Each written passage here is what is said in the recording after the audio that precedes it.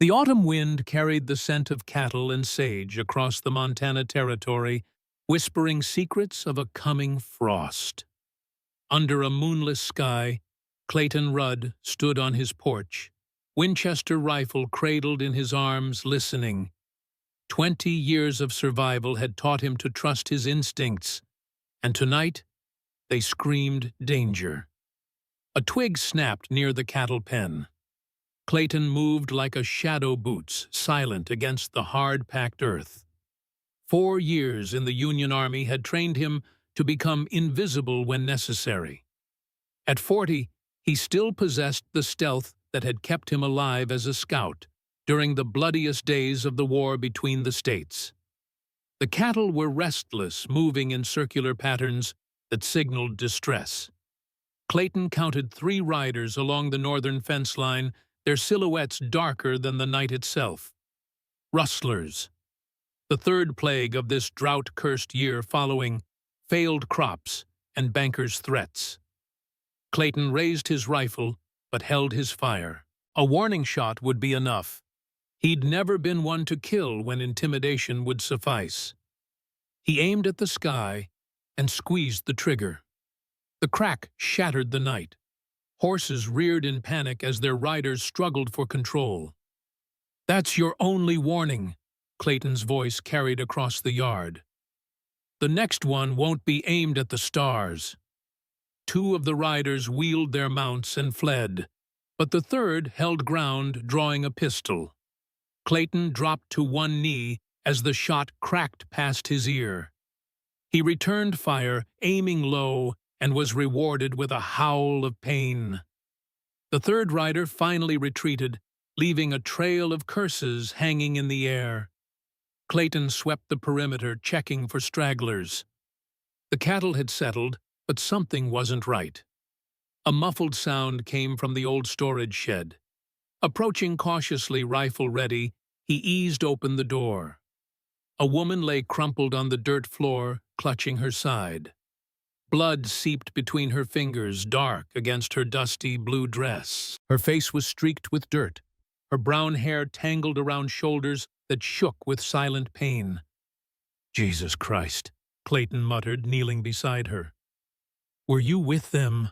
The woman's eyes flashed with indignation despite her pain. "Do I look like a cattle rustler, Mr. Rudd?" Clayton's surprise at hearing his name must have shown on his face. "Yes," she whispered. "I know who you are. James spoke of you often." James. Clayton's mind raced through every James he'd known. "James Torrance, my husband." Her voice faltered. "Your fellow scout in the Shenandoah." The name hit Clayton like a physical blow. James Torrance, young, brilliant tracker, deadly with a knife, always writing letters to his wife back home. The man who'd saved Clayton's life at Antietam and never let him forget it. "You're Ella Torrance," Clayton said, recognition dawning. "But James, he died 2 years ago, mining accident in Virginia City." "No accident," she managed, before her eyes rolled back and she slumped unconscious. Dawn found Clayton in his kitchen drinking coffee strong enough to stand a spoon in, watching Ella Torrance sleep on his sofa. After carrying her inside, he'd cleaned and bandaged the wound, a deep graze that had bled freely but wouldn't prove fatal. She'd remained mercifully unconscious through his ministrations. He studied her face in the soft morning light. Her features were sharper than the round-cheeked girl in the tintype James had carried during the war, but the determined set of her jaw was the same. Life had hardened her, as it had all of them who'd survived that bloody conflict and its aftermath. Clayton had built the Broken Ridge Ranch from nothing after the war, starting with a parcel of land won in a poker game and a handful of scraggly cattle purchased with his mustering-out pay. Now, 15 years later, he owned 5,000 acres of prime grazing land, a herd that numbered nearly 1,200 head, and a reputation for fair dealing that stretched from Helena to Cheyenne. What he didn't have was peace from the memories of war or protection from the changes sweeping across the territory. The Northern Pacific Railroad was buying up land all along the proposed route, offering good money at first, then applying pressure when offers were refused. 3 neighboring ranches had sold out in the past year alone. Clayton had no intention of becoming the 4th. A soft moan from the sofa pulled him from his thoughts. Ella Torrance was awake, eyes wide, as she took in her surroundings. "Easy," Clayton said, pouring a cup of coffee. "You're safe." "For now," she replied, voice hoarse. She attempted to sit up, winced, then succeeded on the second try. "How long was I out?" "About 6 hours." He handed her the coffee. "Want to tell me what you're doing on my ranch, Mrs. Torrance, and why you think your husband was murdered?" Ella's hands trembled slightly as she accepted the cup. "Because he told me he would be a week before it happened." She took a sip, grimacing at the strength. "He sent a letter saying he'd discovered something about the railroad that people would kill to keep quiet. And then he died in a cave-in, along with 3 other men who had refused to sell their claims to Northland Mining." Ella's eyes met his, challenging. "A subsidiary of Northern Pacific Railroad." Clayton's jaw tightened. "That's a serious accusation, ma'am." "I have proof," she countered, "or I will when I find James's journal. He always kept one even during the war. Do you remember?" Clayton nodded. James had been meticulous about recording everything: terrain, enemy movements, weather conditions. That attention to detail had saved their unit more than once. "He sent me a letter saying he'd hidden his most recent journal somewhere safe. Somewhere only a fellow scout would think to look." Ella's eyes bored into Clayton's. "I believe that place is here on your land." Clayton set down his coffee cup with deliberate care. "And the men who shot you, Pinkerton agents, I think, hired by the railroad. They've been following me since I left Virginia City." Her hands twisted in her lap. "I didn't think they'd found me until last night." A heavy knock at the door interrupted them. Clayton moved to the window, checking before opening. Sheriff Thomas Jenkins stood on the porch, hat in hand, his weather-beaten face grim beneath salt and pepper hair. "Morning, Clay," Jenkins said as he entered. The sheriff had served with the 2nd Montana Volunteer Cavalry during the war, though their paths had rarely crossed. A mutual respect had developed in the years since, built on a foundation of shared experiences no civilian could understand. Jenkins nodded to Ella. "Ma'am?" His eyes noted her bandaged side, but he asked no questions, turning instead to Clayton. "Had some excitement last night. Freeman's place went up in flames." "Anyone hurt?" "No, but they lost the barn and most of their winter hay. Freeman swears it wasn't an accident." Jenkins fixed Clayton with a steady gaze. "Says a stranger visited yesterday, asking questions about his land. When Freeman wouldn't discuss selling, the man mentioned something about learning from James Torrance's mistake." Clayton felt Ella stiffen beside him. "Strange coincidence," Jenkins continued, eyes moving between them. "Considering a woman matching Mrs. Torrance's description was seen in Cedar Ridge yesterday, asking about you." "Is that a crime, Sheriff?" Ella challenged. "No, ma'am, but harboring a fugitive might be." "Fugitive?" Clayton and Ella spoke in unison. Jenkins sighed. "There's a federal marshal in town with a warrant for Mrs. Torrance's arrest. Charges of theft and suspicion of arson in Virginia City." "That's absurd," Ella protested. "I've never stolen anything in my life, and I was in Bozeman when that fire started." "Can you prove that?" Jenkins asked. "The boarding house where I stayed, Mrs. Holloway's place." "Burned down 3 weeks ago," Jenkins finished. "All records lost." Clayton saw the trap closing around Ella. False charges, convenient fires, witnesses silenced or discredited. Someone was systematically eliminating her options. "What's the marshal's name?" Clayton asked. "Parker. William Parker." Ella's face drained of color. "Parker was the man who threatened James. He's no marshal." Jenkins studied her for a long moment. "I can't ignore a federal warrant, Clay. But I can be slow about executing it. Give me 2 days before I have to report I've found her." After Jenkins left, Clayton watched Ella pace the small confines of his living room, her movements hampered by her injury, but driven by a nervous energy that wouldn't let her rest. "We need to find that journal," she said. "First, we need to get you somewhere safe." Clayton began gathering supplies. "Parker will check here first." "Where?" Clayton considered their options. Most neighbors would turn her in either from fear or the substantial reward that likely accompanied the warrant. The mountains were too dangerous for a wounded woman, especially with winter approaching. "I know a place," he said finally, "but I'll need to leave you there while I attend the town meeting tonight. If I'm absent, it'll raise suspicions." "What town meeting?" "The railroad's presenting their final offer to landowners.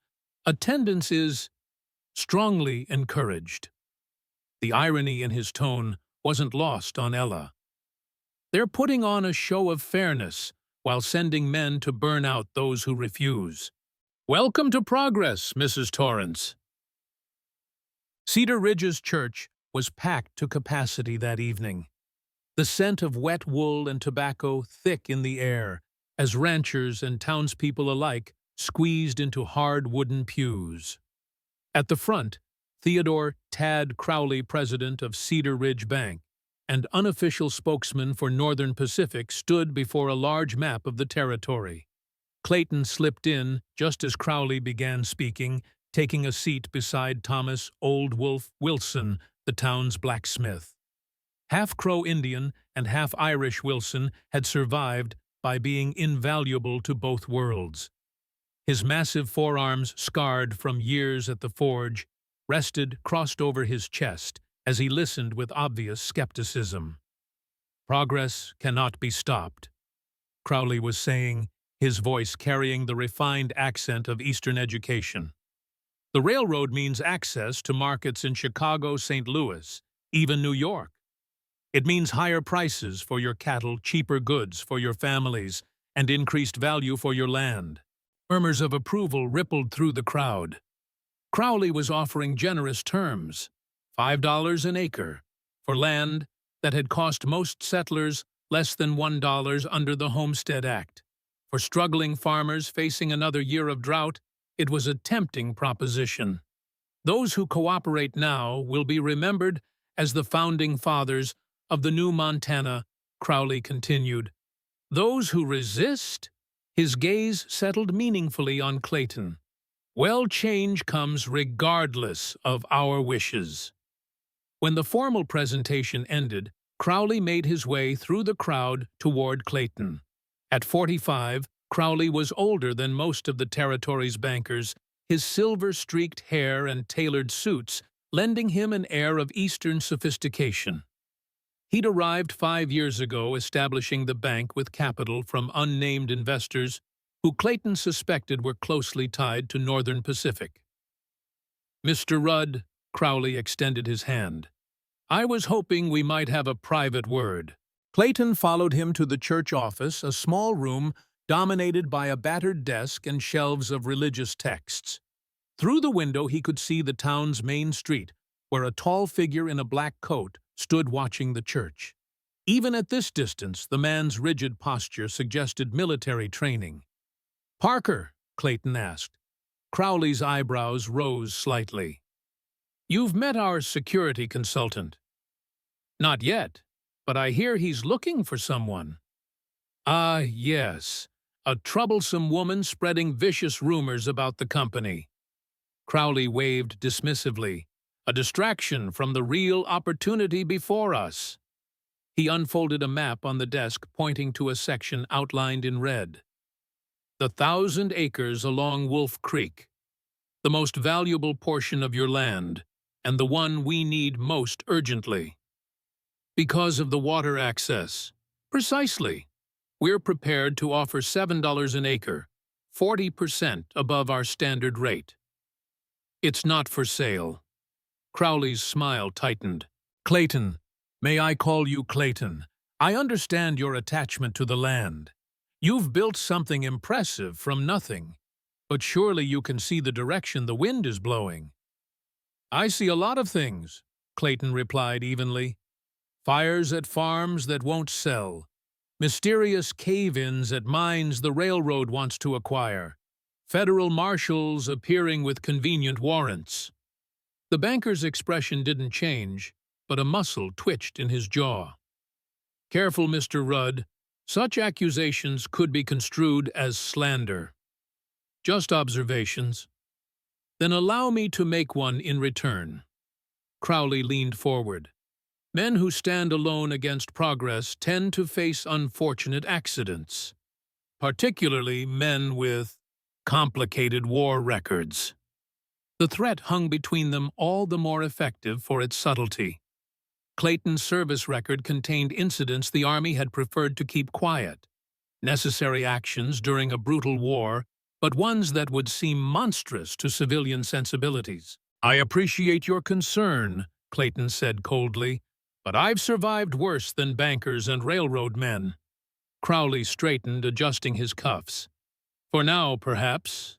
But winter is coming, Mr. Rudd, and I fear it will be particularly harsh for those without friends. As Clayton left the church, he felt eyes following him down the street. Parker had vanished, but Clayton knew he was being watched. The game had escalated, and he'd just declared his position. At the general store, Jackson Hayes was closing up for the evening. The storekeeper was one of the few men in town Clayton trusted, a former Union quartermaster who understood supply lines and human nature in equal measure. Need a few things, Jack, Clayton said, handing over a list. Hayes scanned it, eyebrows rising. Extra medical supplies, ammunition, winter provisions. Expecting trouble. Always, Clayton replied, and I've got a guest. Hayes's voice dropped. The Torrance widow. At Clayton's sharp look, he added, Small-town Clay. People talk. Jenkins, stopped by earlier, asked some unusual questions about Virginia City newspapers. What did you tell him? That I saved the issue reporting James Torrance's death. Hayes reached beneath the counter, producing a yellowed newspaper. Thought you might want to see it. The article was brief, noting only that 4 miners had died when support beams collapsed in the Silver Star mine.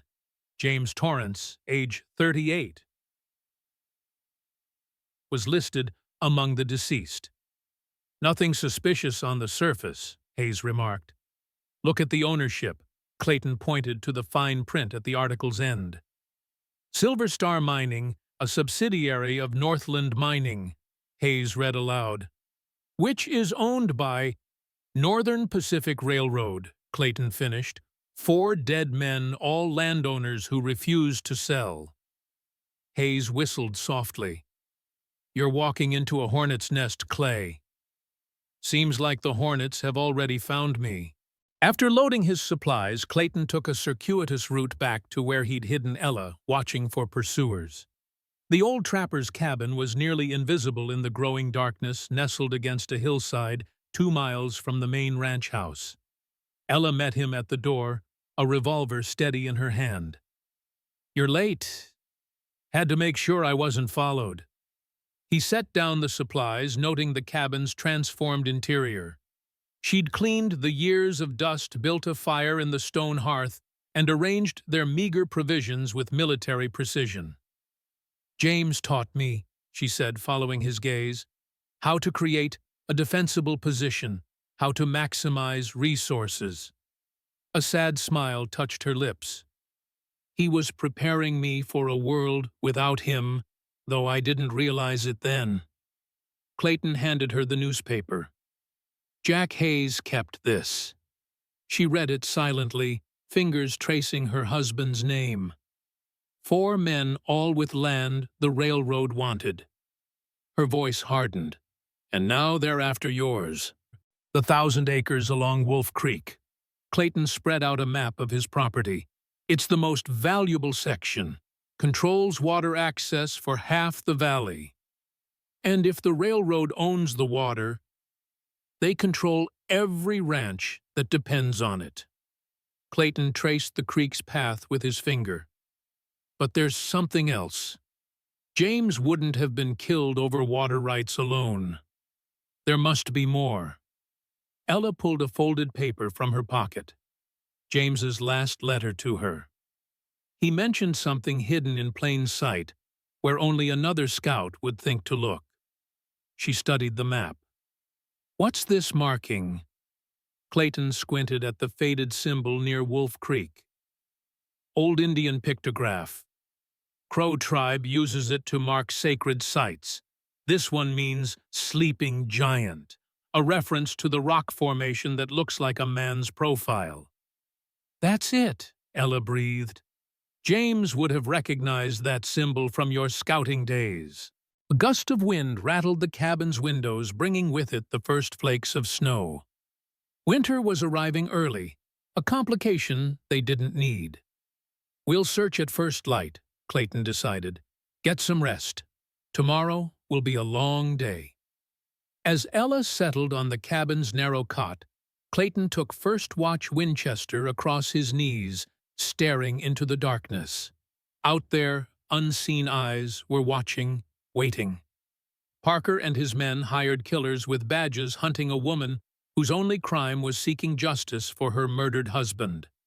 Clayton had survived the war by trusting his instincts, and they were screaming now. Crowley's threat hadn't been idle. Winter was indeed coming, and it promised to be deadly for those who stood against the railroad's expansion. But Clayton Rudd hadn't survived Antietam Fredericksburg and the brutal frontier by backing down from fights. James Torrance had saved his life once. Now he would repay that debt by protecting James's widow and uncovering the truth that had gotten his friend killed. The first heavy snowflakes began to fall, transforming the landscape into an alien terrain of white shadows. By morning, tracks would be visible for miles, both theirs and any pursuers. Time was running out, and somewhere on his land lay a secret worth killing for. End of Part 1 continues to Part 2, retry, DN, OK. Next part, 4002 edit. Dawn broke reluctantly over the Montana hills, the rising sun struggling to penetrate the heavy snowfall that had blanketed Broken Ridge overnight. Clayton stood at the cabin door, surveying the transformed landscape. 6 inches of fresh powder obliterated familiar landmarks, turning the rugged terrain into something deceptively gentle.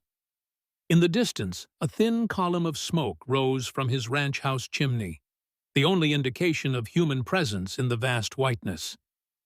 "How bad?" Ella asked, joining him at the doorway. She'd managed to sleep a few hours, though the lines of pain around her eyes suggested her wound still troubled her. "Bad enough," Clayton replied. "We'll leave tracks a blind man could follow. Then we need to be quick." She was already pulling on her coat, wincing as the movement pulled at her injury. "The sleeping giant formation, how far?" 3 miles due east. But in this snow, with your wound, I've survived worse." Ella cut him off, her jaw set with the same determination Clayton remembered in James. "We need to find that journal before Parker does." They set out as the snowfall lightened, making their way carefully through the drifts. Clayton took point-breaking trail through the deepest sections, while Ella followed in his footsteps. Despite her obvious pain, she maintained a steady pace, never complaining or asking to rest. After an hour of difficult travel, they crested a ridge that offered a view of the valley below. Clayton raised a hand, signaling a halt. "Riders," he said quietly, pointing to 3 mounted figures moving slowly along the creek bed.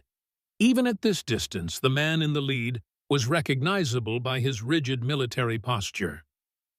Parker, how did he find us so quickly? Ella whispered. He didn't, Clayton replied grimly.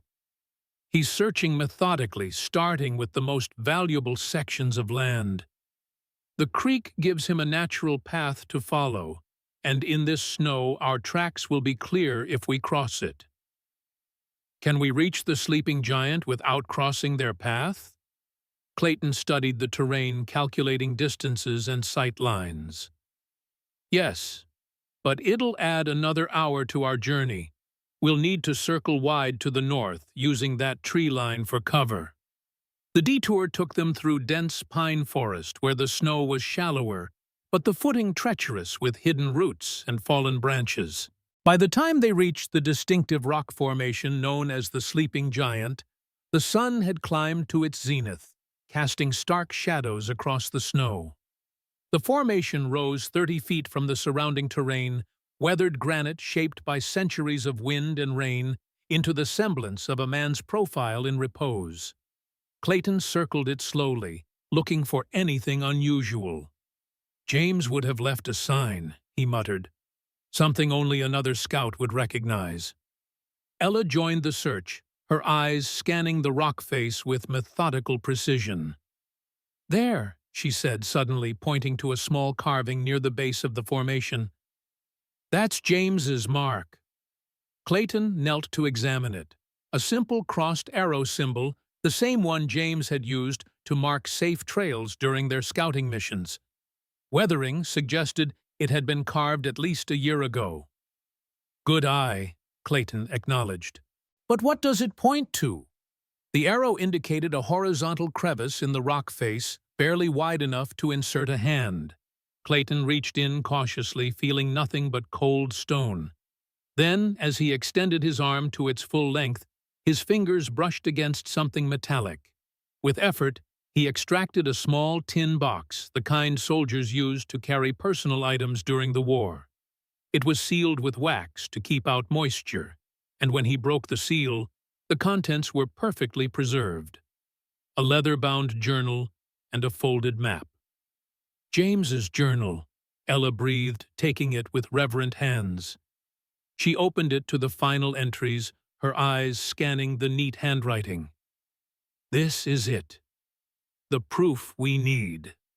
Clayton unfolded the map, revealing a detailed survey of the Wolf Creek area.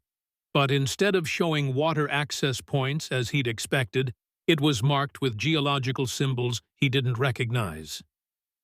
Gold, Ella said, looking over his shoulder. James discovered a gold deposit on your land. That's why the railroad wants it so badly. Clayton's mind raced. Gold would explain everything. The railroad's persistence, the inflated offer for that specific 1,000 acres, the lengths they'd gone to silence anyone who knew the truth. The journal has details, Ella continued, flipping through pages. Assay results, potential yield estimates. James was thorough. He was building a case against Northern Pacific, documenting how they were using inside information to acquire land with mineral rights. A crack of rifle fire shattered the silence. The bullet struck the rock face inches from Clayton's head, sending fragments of granite spraying into the snow. Down! Clayton shouted, pulling Ella behind the bulk of the formation as a second shot rang out. He drew his Colt, returning fire toward the tree line where he'd spotted a muzzle flash. Parker, Ella asked, pressing herself against the rock. At least 3 of them, Clayton confirmed, risking a glance around the edge. They're trying to flank us from both sides. Ella tucked the journal inside her coat. We can't let them take this. It's our only proof. Another volley of shots peppered their position. They were pinned down with limited ammunition and no reinforcements coming. If they stayed, they'd be killed or captured when their ammunition ran out. We need to split up, Clayton decided. You take the journal and head for the ranch house. There's a cellar beneath the kitchen floor. You can hide there.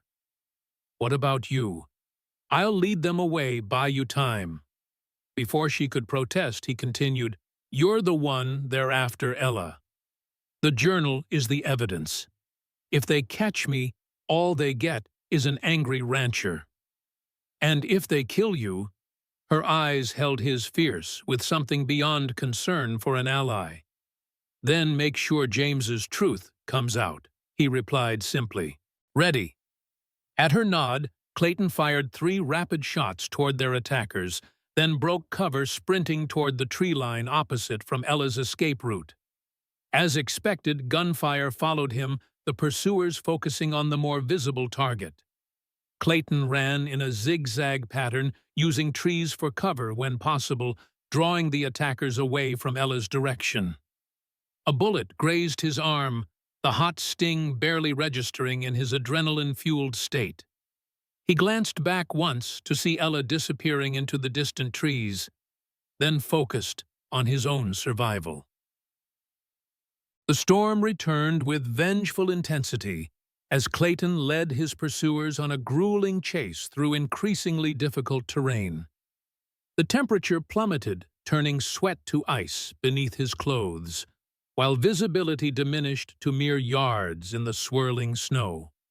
After nearly 2 hours of cat and mouse through the forest, Clayton finally lost his trackers in a steep ravine, doubling back on his own trail, and then wading upstream in a half-frozen creek to eliminate his tracks. By then, hypothermia was becoming a real concern, his wounded arm stiff and unresponsive in the bitter cold. Darkness was falling when he finally reached the Freeman property, or what remained of it. The charred skeleton of the barn stood stark against the snow, while the main house showed signs of hasty repairs to fire damage along one wall. Smoke rose from the chimney, suggesting the family hadn't abandoned their home despite the attack. Clayton approached cautiously, aware that after such trauma, the Freemans might shoot first and ask questions later. He called out before reaching the porch, identifying himself clearly. John Freeman answered the door with a shotgun, lowering it only slightly when he recognized Clayton. At 45, Freeman looked a decade older, his face deeply lined from years of struggling against Montana's harsh elements. "Rudd," he acknowledged. "Didn't expect visitors in this weather." "Need help," Clayton said simply, his teeth chattering with cold. "And information." Freeman hesitated only briefly before stepping aside. "Come in. Sarah's got stew on." The warmth of the Freeman kitchen was a blessed relief after hours in the storm. Sarah Freeman, a sturdy woman with prematurely gray hair, took one look at Clayton's condition and began issuing orders to her teenage sons. Within minutes, Clayton was seated near the stove, a blanket around his shoulders and a bowl of venison stew in his hands. "The fire," Clayton began after his first few spoonfuls. "Sheriff said you had a visitor before it happened." John Freeman exchanged glances with his wife before answering. "Man came by, said he represented Northern Pacific's Land Acquisition Office. Offered $5 an acre for our place. When you refused, he mentioned James Torrance." Freeman's voice hardened. "Said I should learn from his mistake. That night we woke to flames." Clayton nodded. It matched the pattern. First offers, then threats, then accidents for those who resisted. "Did he give a name?" Clayton asked. "Called himself Parker. Carried himself like military, though he didn't say so." "William Parker," Clayton confirmed. "He's hunting Ella Torrance now."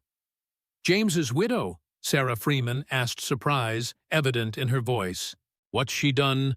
"Nothing but seek justice for her husband," Clayton replied, then explained about the journal and its revelations. The Freemans listened in growing shock as he outlined the railroad's scheme. "Gold!" John breathed when Clayton finished. "No wonder they're willing to kill for it."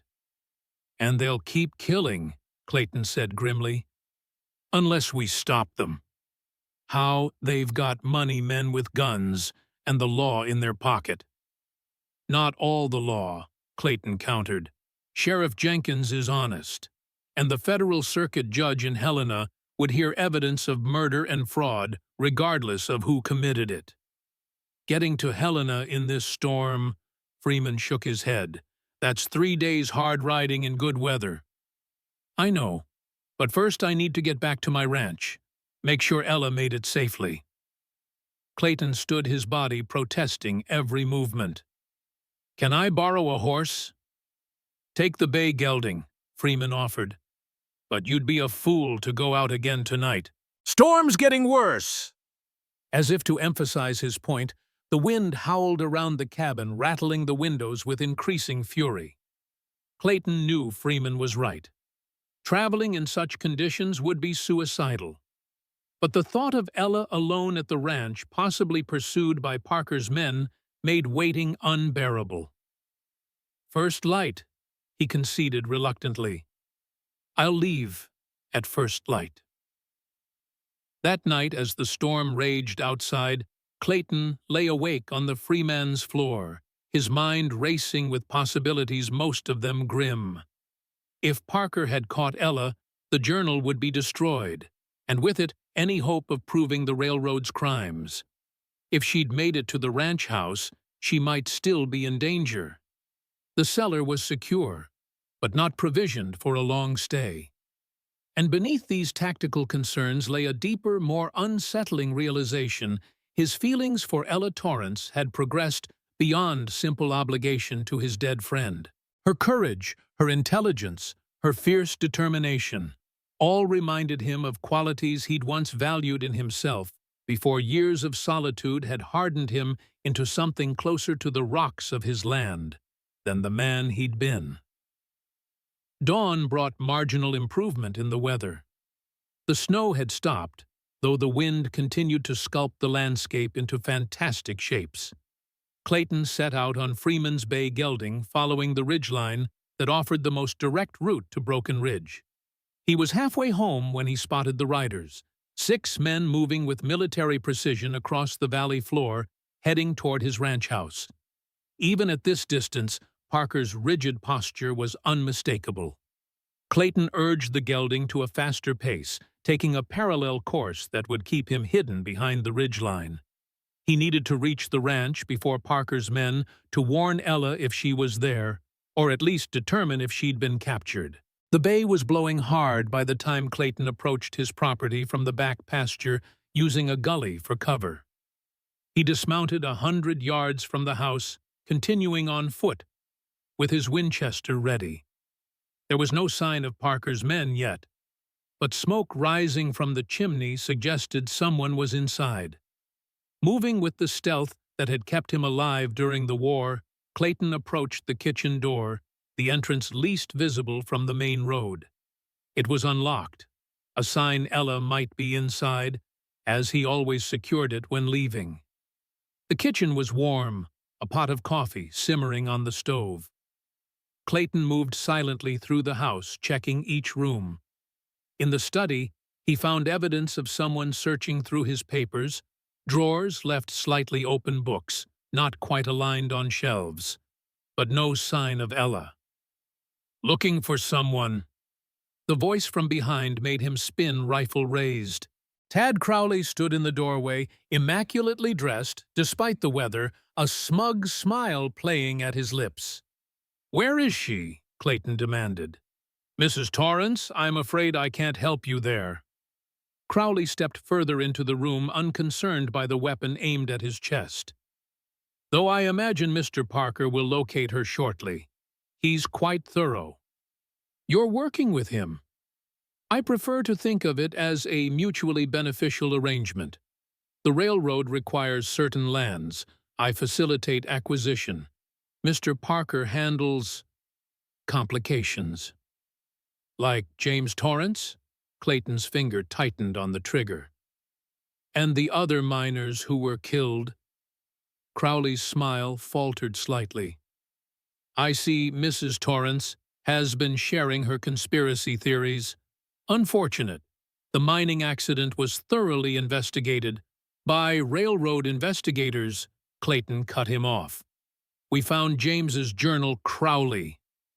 We know about the gold deposit under Wolf Creek. We know Northern Pacific has been orchestrating accidents for landowners who refuse to sell. For the first time, genuine surprise registered on Crowley's face, quickly replaced by calculation. A journal interesting, though I doubt a dead man's scribblings would hold much weight against Northern Pacific's lawyers. It will, when the federal judge in Helena sees the evidence. Crowley sighed as if disappointed by Clayton's naivety. Mr. Rudd, surely you understand your position.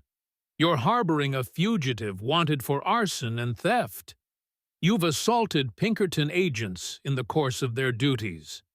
Your wartime record includes several questionable incidents that could be reinterpreted as war crimes. He moved to the window, gazing out at the snow-covered landscape. Meanwhile, Northern Pacific employs 12 of the finest attorneys in the country, has significant investments from 3 U.S. senators, and is considered essential to national expansion. Who do you think a judge would believe? Clayton knew Crowley was right. The system was stacked against them.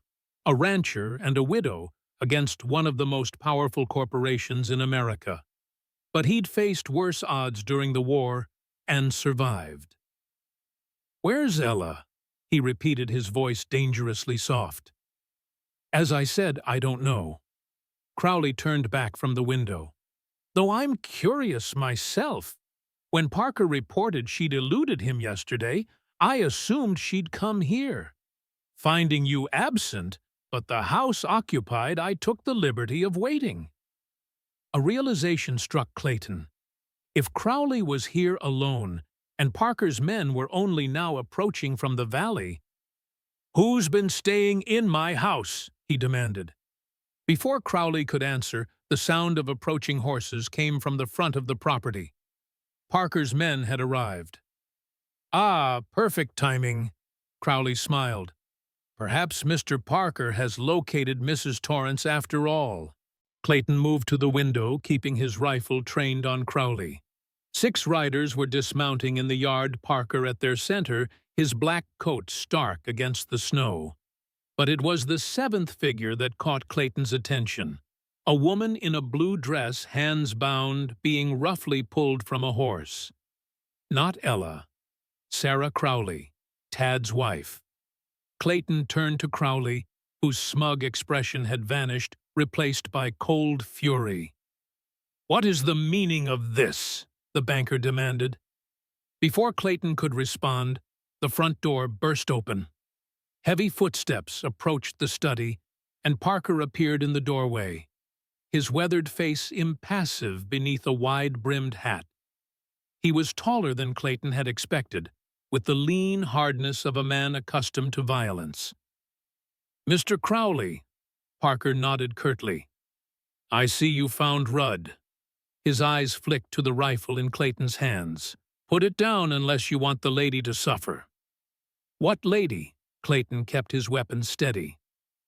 "That's Mrs. Crowley you've got out there. I thought you were hunting Ella Torrance." Parker's thin lips curled in what might have been amusement. "Mrs. Crowley was helping Mrs. Torrance, harboring a fugitive, a federal offense." "Sarah," Crowley's voice betrayed genuine shock. "What are you talking about?" "Your wife has been passing information to Mrs. Torrance for months," Parker explained coldly. "Letters about railroad plans, documents from your office, warnings about our operations." Crowley's face drained of color. "That's absurd. Sarah knows nothing of business matters." "Apparently, she knows enough," Parker replied. "We intercepted a letter she sent to Virginia City last month, warning Mrs. Torrance that we'd traced her to Bozeman." Clayton watched the interaction with growing understanding. Sarah Crowley, the banker's seemingly docile wife, had been working against her husband, perhaps driven by conscience or some personal connection to Ella. "Where is Torrance's widow now?" Parker demanded, turning his attention back to Clayton. "I don't know," Clayton answered truthfully. "We were separated yesterday when your men attacked us at the Sleeping Giant." "The journal," Parker's voice hardened. "Where is it?" "She has it." Parker studied him for a long moment as if weighing the truth of his statement. "Search the house," he called to his men. "Tear it apart, if necessary." As the Pinkerton agents began their systematic destruction of Clayton's home, Crowley approached Parker, his composure partially restored. "This is an unexpected complication, Mr. Parker. My wife's involvement was not anticipated." "Nor was it anticipated that Torrance would document his findings so thoroughly," Parker replied. "The situation has escalated beyond our initial parameters, meaning more direct measures are required." Parker's cold eyes shifted to Clayton. "The journal must be recovered, and all witnesses eliminated." "Now wait," Crowley protested. "We agreed to pressure, not murder." "That agreement became void when your wife betrayed us." Parker cut him off. "Northern Pacific cannot risk exposure. The gold deposit alone is worth millions, to say nothing of the potential scandal." Their conversation was interrupted by the return of Parker's men. "Nothing, sir," one reported. "No sign of the woman or the journal." Parker nodded, unsurprised. "Bring Mrs. Crowley in. Perhaps her husband can persuade her to be more forthcoming about her friend's whereabouts." Two agents dragged Sarah Crowley into the study. In her early 30s, she had the refined beauty of Eastern society, though now her blonde hair hung in disarray and her expensive dress was soiled from rough handling. Despite her obvious fear, she held herself with dignity. "Sarah," Crowley's voice was tight with controlled rage. "What have you done? What you should have done," she replied, her cultured voice steady, despite her circumstances. "Stood against theft and murder." "How do you know Ella Torrance?" Clayton interjected. Sarah's eyes met his. "We were schoolmates in Boston before the war. When I learned my husband's bank was involved in James's death, I had to warn her." "Enough," Parker snapped. "Where is she now?" "I don't know," Sarah insisted. "She never tells me her exact whereabouts for precisely this reason." Parker nodded to one of his men, who stepped forward and struck Sarah across the face. The blow knocked her to her knees, blood trickling from her split lip. "Stop!" Crowley moved toward his wife, but was restrained by another agent. "This is your doing, Mr. Crowley," Parker said dispassionately. "You vouched for your wife's discretion. Her betrayal reflects on you." "I had no knowledge. Irrelevant. Northern Pacific requires results, not excuses." Parker turned to his men. "Prepare the prisoners for transport. We'll take them to the old mining cabin at Wolf Creek. More privacy there for extended questioning." Clayton knew what that meant. Once they reached the isolated cabin, Parker would extract whatever information he could, then eliminate all witnesses, including Crowley, whose usefulness was clearly at an end. As two agents approached to secure him, Clayton made his move. Dropping to one knee, he fired the Winchester at the nearest man, then swung the rifle like a club at the second. The room erupted into chaos, Crowley tackling Parker while Sarah scrambled toward the door. Clayton fought his way through the study, taking a glancing blow to the head that left his ears ringing. He managed to reach the kitchen just as Sarah fled through the back door. Outside, gunfire erupted as Parker's men recovered from the initial surprise. Blood streaming from a cut above his eye, Clayton staggered toward the barn. If he could reach his horses, there was still a chance of escape. Behind him, the sounds of pursuit grew closer, bullets splintering wood around him as he ran. The bay gelding was where he'd left it, and Clayton's own horses were still in their stalls. He mounted the nearest, his fastest mare, and burst from the barn at a gallop, heading for the tree line that would provide cover. More shots followed him, but the distance and his erratic movement made him a difficult target. As he reached the safety of the forest, Clayton looked back. The scene at the ranch house was one of controlled chaos. Parker organizing his men for pursuit, while smoke began to rise from one corner of the building. They were burning his home, destroying any evidence that might remain. Clayton urged the mare deeper into the forest, following game trails he knew would be difficult for pursuers to track. His head throbbed from the blow he'd taken, and the wound on his arm had reopened, but none of that mattered now. He needed to find Ella before Parker did. But where would she go wounded and alone in winter-locked Montana?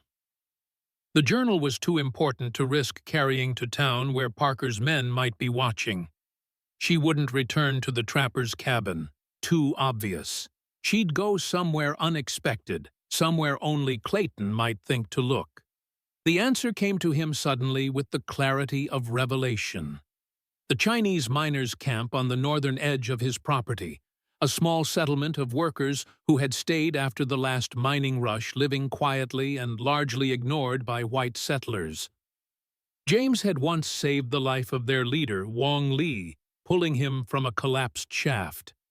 If Ella knew that story, she might seek refuge there. Clayton turned the mare north, pushing her as fast as the snow-covered terrain would allow. Behind him, faintly came the sound of pursuit. Parker's men following his trail. The race was on with Ella's life, and the evidence that could bring down Northern Pacific's murderous scheme hanging in the balance. As he rode, a new storm front approached from the west, dark clouds promising another onslaught of winter fury. Clayton welcomed it. The storm would cover his tracks, confuse his pursuers, and buy precious time. But it would also make finding Ella before she froze or starved infinitely more difficult. The mare struggled through deepening snow, her breath coming in great white plumes. Clayton leaned forward, urging her on with soft words of encouragement. They had perhaps an hour before the storm hit with full force, an hour to find sanctuary or face death in the merciless Montana wilderness. In the distance, almost hidden among the trees, Clayton spotted a thin wisp of smoke rising against the darkening sky. The Chinese camp, and with it, perhaps their last hope of survival. The Chinese mining camp appeared through the swirling snow like a mirage, a collection of low wooden structures nestled against the hillside, almost invisible against the landscape. Clayton approached cautiously, aware that these men had good reason to be wary of white strangers. Years of harassment, violence, and discriminatory laws had taught Chinese immigrants to keep to themselves, especially in isolated mining communities. As he drew closer, 3 figures emerged from the largest building, rifles held ready, but not yet aimed. Clayton raised one hand slowly, keeping the other on his reins. "I'm looking for a woman," he called. "Ella Torrance. She might have come here seeking shelter." The men conferred briefly in Cantonese before one stepped forward. An older man with a long white beard and the weathered face of someone who had spent decades working outdoors. Despite his age, he stood straight, his eyes sharp as he assessed Clayton. "I am Wong Lee," he said, his English clear but heavily accented. "Why you think woman come here? Because James Torrance once saved your life," Clayton replied. "And she's his widow." Something flickered in Wong Lee's eyes. Recognition, perhaps respect. He gestured for Clayton to dismount. "Horse to stable," he instructed. "You inside. Storm comes." The interior of the main building was surprisingly warm, heated by a central stove that served both for cooking and warmth. Simple wooden benches and tables lined the walls, while bedrolls were neatly arranged in one corner. About a dozen men occupied the space, all watching Clayton with wary curiosity. Wong Lee guided him to a small side room separated from the main area by a hanging blanket. There, lying on a pallet of blankets, was Ella Torrance. Her face was pale, her breathing shallow, but she was alive. The sight of her sent a wave of relief through Clayton, so powerful it nearly buckled his knees. "She come yesterday," Wong Lee explained. "Cold hurt. We help." "Thank you," Clayton said, kneeling beside her. "She's being hunted by dangerous men." "We know white man's trouble," Wong Lee replied grimly. "She tells some. You tell rest." Over cups of strong tea, Clayton explained the situation. The gold discovery, James's murder, Parker's pursuit, and the burning of his ranch. Wong Li listened without interruption, his weathered face revealing nothing of his thoughts. "Railroad men come before," he said when Clayton finished. "Say we trespass, must go. We stay anyway. This place, old miners leave. No claim now." "They'll come here too, once they know about the gold," Clayton warned. "Parker's men are tracking me. They could arrive any time." Wong Li nodded unsurprised. "We prepare. Have watchman signal system." He pointed to a small bell near the door. "Warning comes, we know." Attends. A soft moan from the side room interrupted them. Clayton returned to find Ella awake, her eyes clearing as she recognized him. "Clayton," she whispered, "I thought you were dead." "Takes more than a few Pinkertons to kill me," he replied, trying to keep his tone light despite the emotion swelling in his chest. "You made it here." "James told me about Wong Li," she explained, her voice strengthening. "Said if I ever needed help in Montana, these were honorable men." She attempted to sit up, wincing with the effort. "The journal, is it safe?"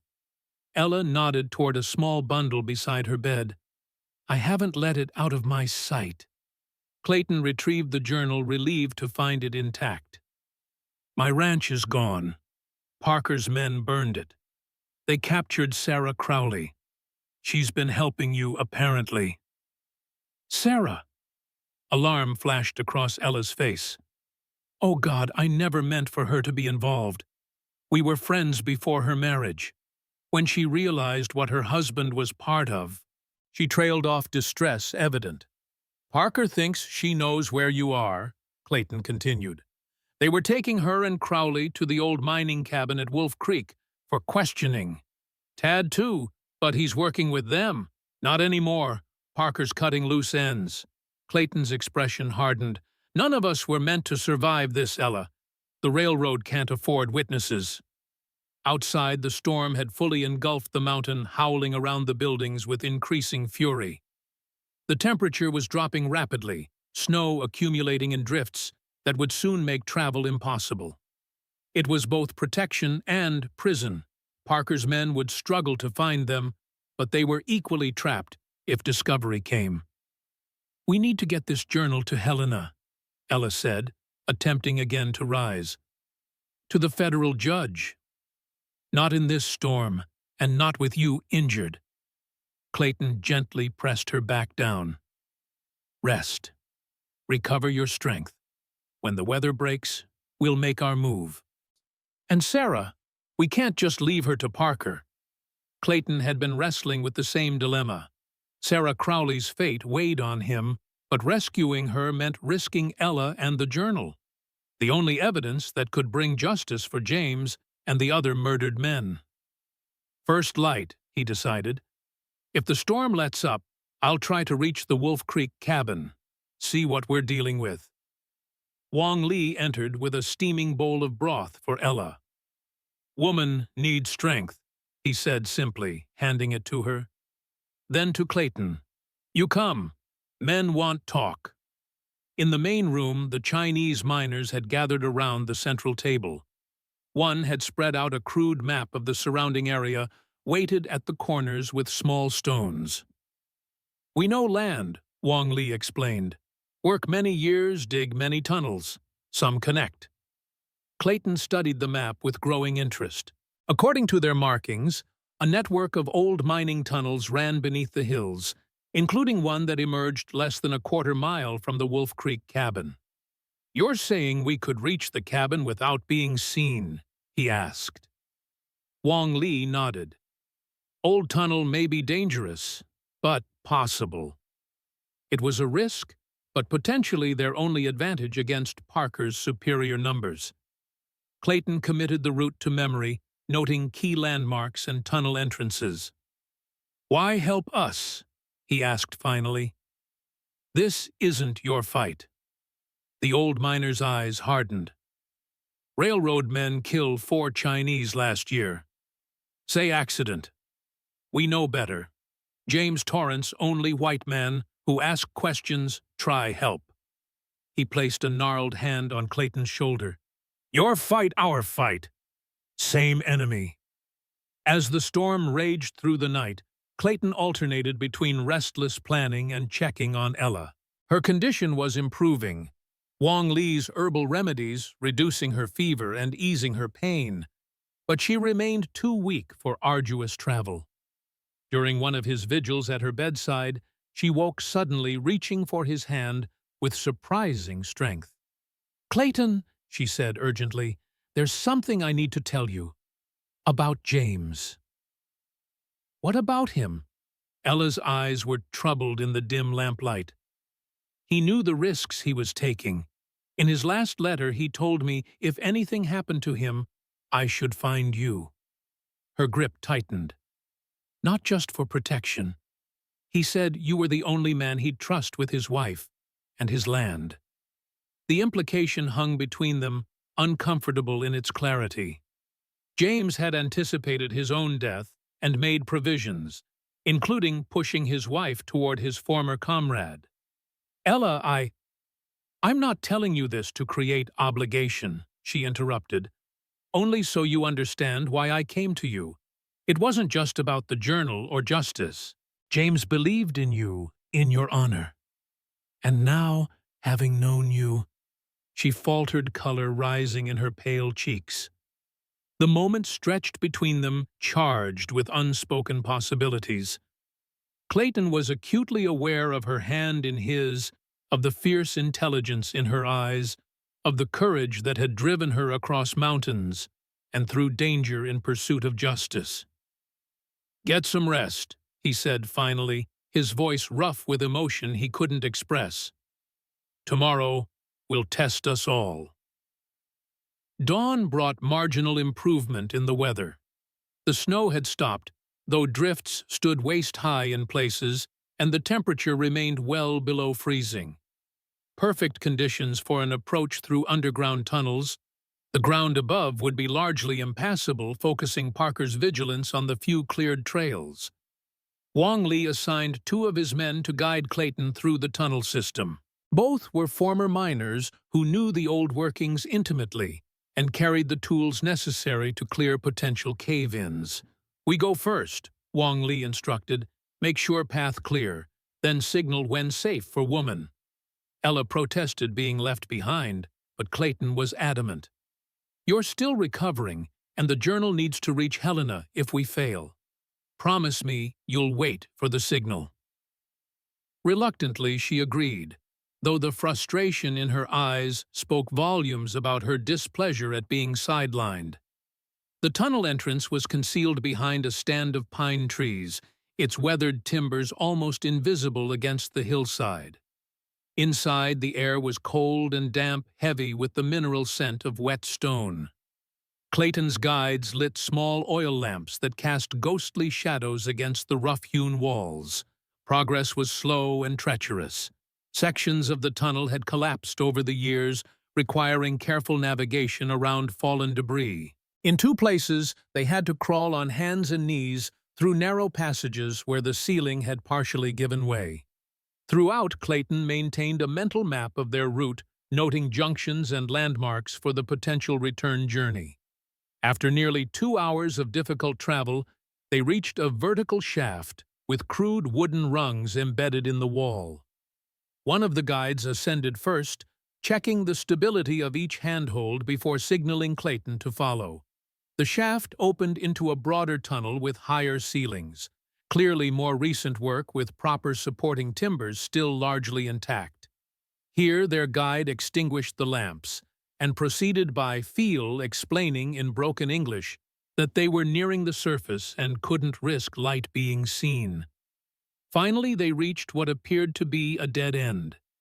The guide pressed against a section of wall, which yielded slightly, revealing a narrow gap. Through it, Clayton could see daylight filtering into what looked like a root cellar or storage space. "Old mine connect to cabin storage," the guide whispered. "Railroad men not know. You go look, come back. We wait. Clayton squeezed through the gap, finding himself in a small earthen cellar beneath what must be the Wolf Creek cabin. A ladder led up to a trap door in the ceiling. Pressing his ear against the rough wood, he listened for movement above. Voices filtered down, men speaking in low tones, the words indistinct, but the tone unmistakable. Parker's men, at least two of them, possibly more. Occasionally, a woman's voice joined the conversation. Sarah Crowley, her refined accent, distinctive even through the floor. Clayton debated his next move. The element of surprise was his only advantage, but without knowing how many men he faced, or their positions bursting through the trapdoor, would be suicidal. He needed more information. The cellar contained various supplies, preserved food, tools, ammunition, suggesting Parker's men intended a lengthy stay. Among the items was a coil of rope, which Clayton took along with a hunting knife from a shelf. Weapons that wouldn't make noise if he had to use them. After explaining the situation to his guides, Clayton formulated a plan. They would return to the camp to gather more men and weapons, then approach the cabin after nightfall, when their chances of success would be greater. The Chinese miners, with their intimate knowledge of the tunnels, would create a diversion from another direction, while Clayton entered through the cellar. The return journey seemed faster familiarity, making the obstacles less daunting. When they emerged from the tunnel entrance, Clayton was surprised to find the weather had worsened again with heavy snow, reducing visibility to mere yards. Wong Li met them at the camp's main building, his expression grave. "Woman gone," he said without preamble. "Gone." Clayton's heart sank. "What did you mean, gone?" "She take horse supplies, journal. Leave when storms start again. Say, go to Helena, not wait." Clayton cursed under his breath. Ella had defied his instructions, risking herself and the crucial evidence rather than waiting safely at the camp.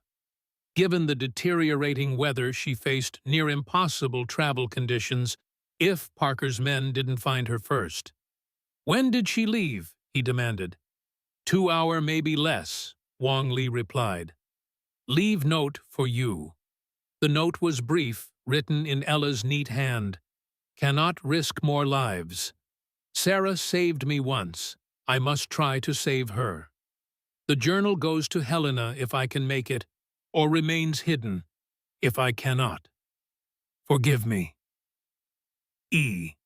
Clayton crumpled the paper in his fist, frustration warring with reluctant admiration for her courage. "I need a fresh horse," he said to Wong Li, "and a guide who knows the shortest route to intercept the trail to Helena."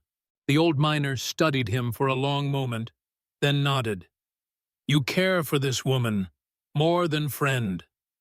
It wasn't a question, and Clayton didn't deny it. "She's all that matters now." Wong Li spoke rapidly in Cantonese to his men. One left immediately, presumably to prepare a horse, while another spread a more detailed map on the table. "Two path to Helena," Wong Li explained, tracing routes with a weathered finger. "Main road through valley. Snow, deep, slow going. Mountain path here." He indicated a thinner line winding through the hills. "Dangerous, but faster if no way. She take main road must. You take mountain path, can meet here." He pointed to a junction where the routes converged near a river crossing. "She has several hours head start," Clayton objected, "even with a faster route." "She's slow in snow," Wong Li countered. "Horse struggle. You catch with good guide." The chosen guide was a younger man named Chen, who Wong Li assured him knew the mountain path better than anyone.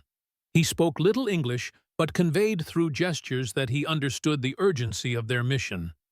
Within 20 minutes, Clayton was mounted on a sturdy mountain pony, equipped with provisions for 2 days, and weapons contributed by the miners: an old but well-maintained Henry rifle and a revolver with ammunition. "Railroad men, come we fight," Wong Lee promised as Clayton prepared to depart. "James Torrance, friend, we not forget." Clayton clasped the old miner's hand, knowing words were inadequate for the debt he owed. "If we survive this, your people will have protection on my land." "You have my word." The mountain path lived up to Wong Lee's description. Treacherous, but direct, cutting through passes and along ridgelines that shaved miles off the valley route. Chen led with confidence, occasionally dismounting to check landmarks obscured by snow or to test the stability of ice-covered streams. They rode hard through the afternoon, stopping only when necessary to rest the horses. As dusk approached, Chen pointed to a plume of smoke rising from a sheltered hollow ahead. Someone had made camp in the lee of a rocky outcropping using the natural formation as a windbreak. Clayton approached cautiously, rifle ready. It could be Ella, but it could just as easily be Parker's men, or unrelated travelers caught in the storm.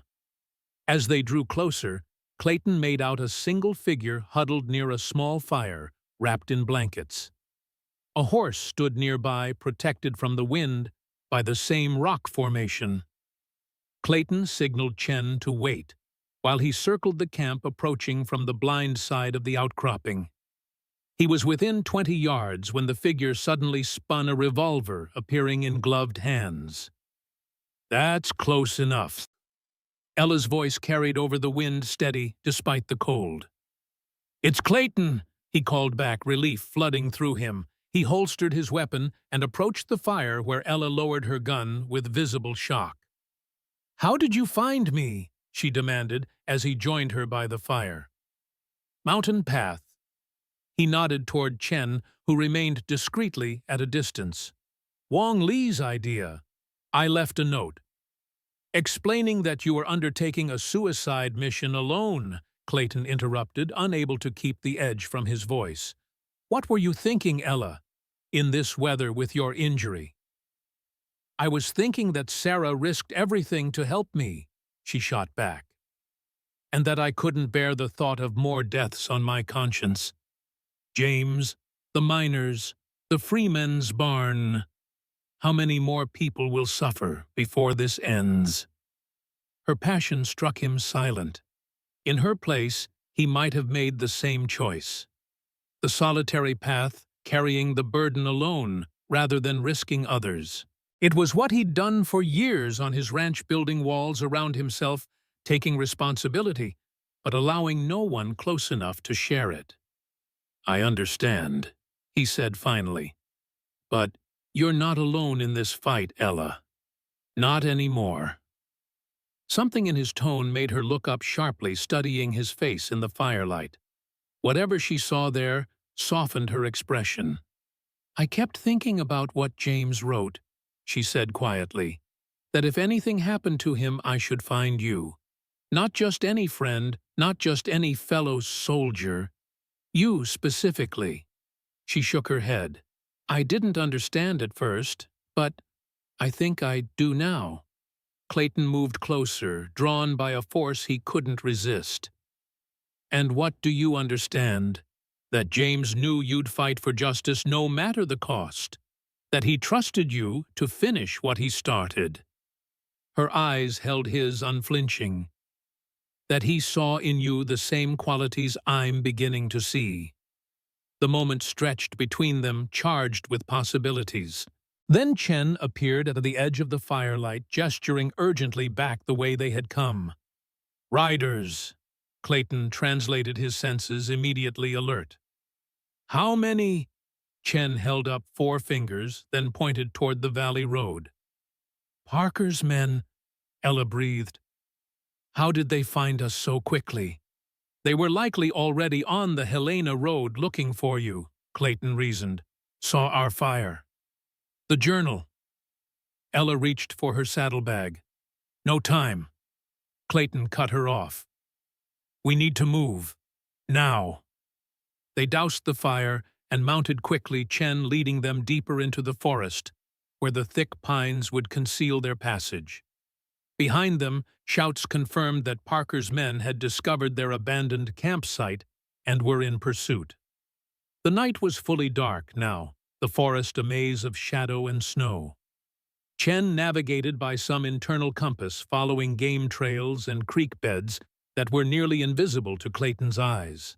They rode in single file, keeping close to avoid separation in the darkness.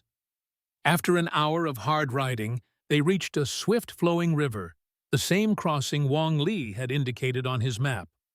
In summer, it would be an easy ford, but winter had transformed it into a treacherous obstacle.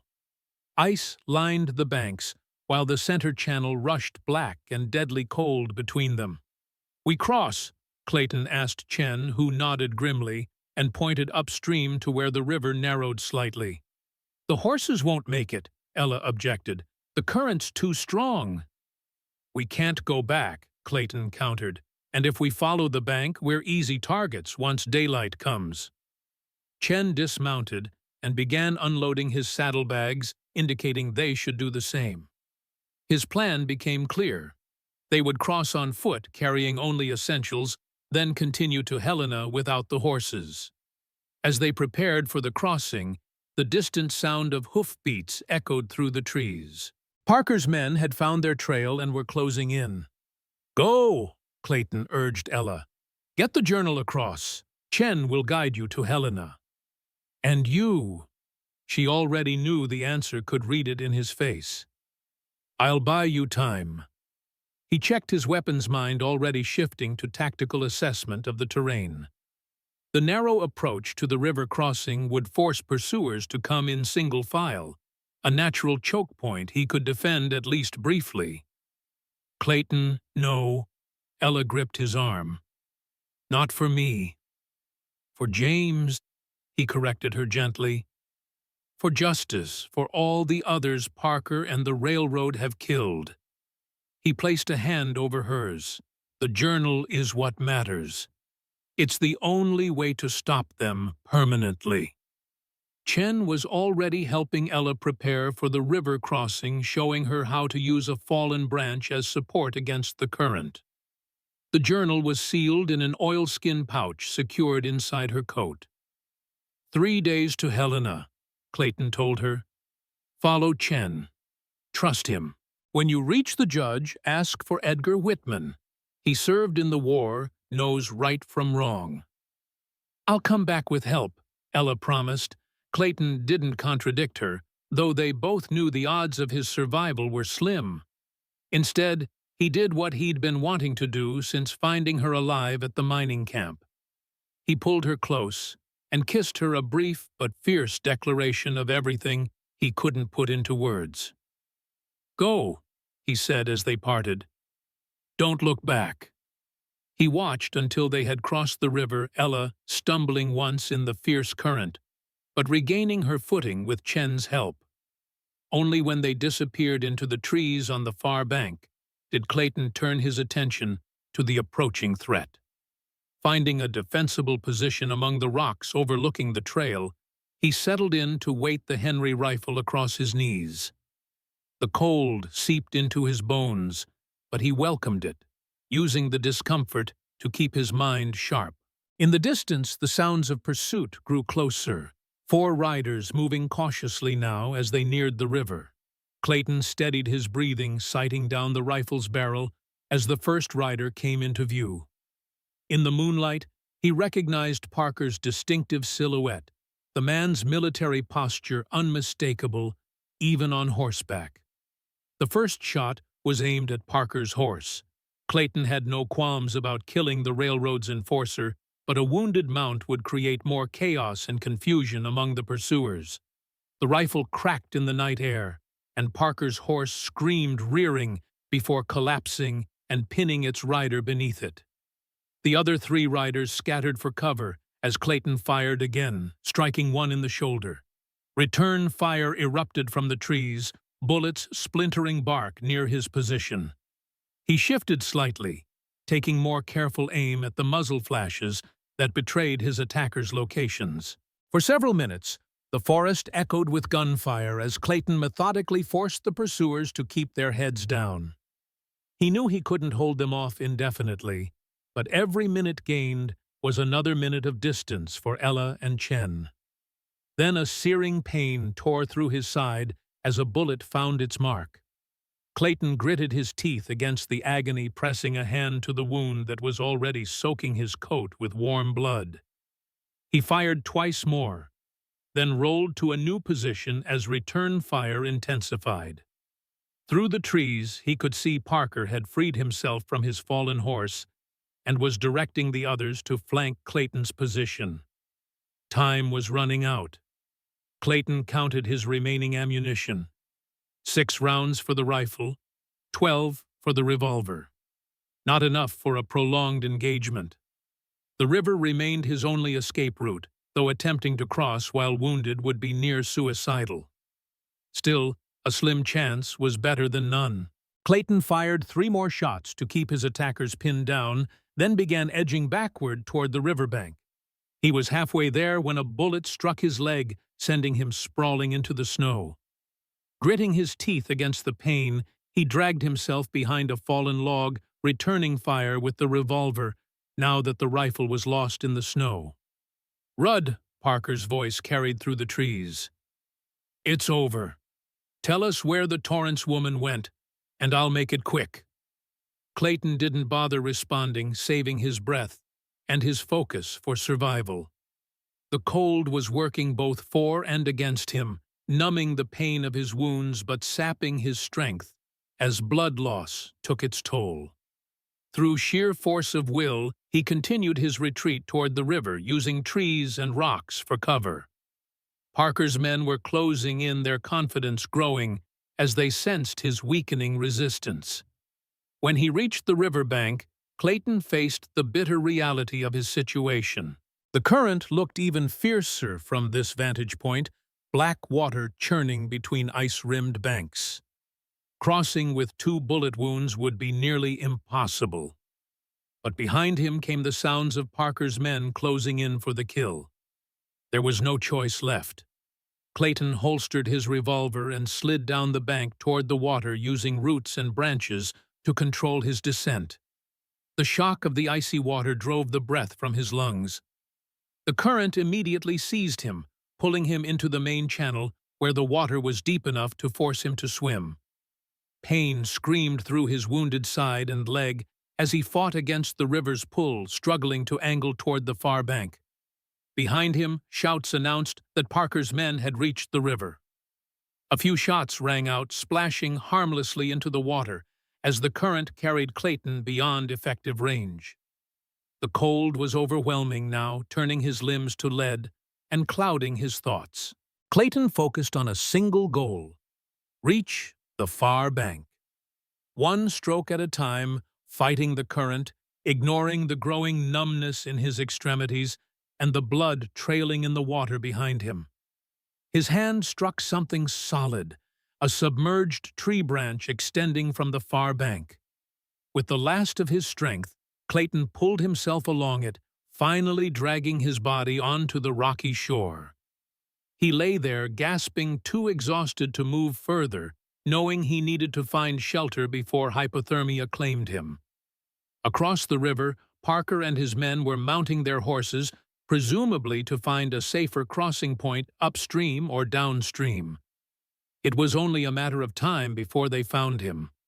Unless, with tremendous effort, Clayton forced himself to his feet, stumbling away from the riverbank toward the shelter of the forest.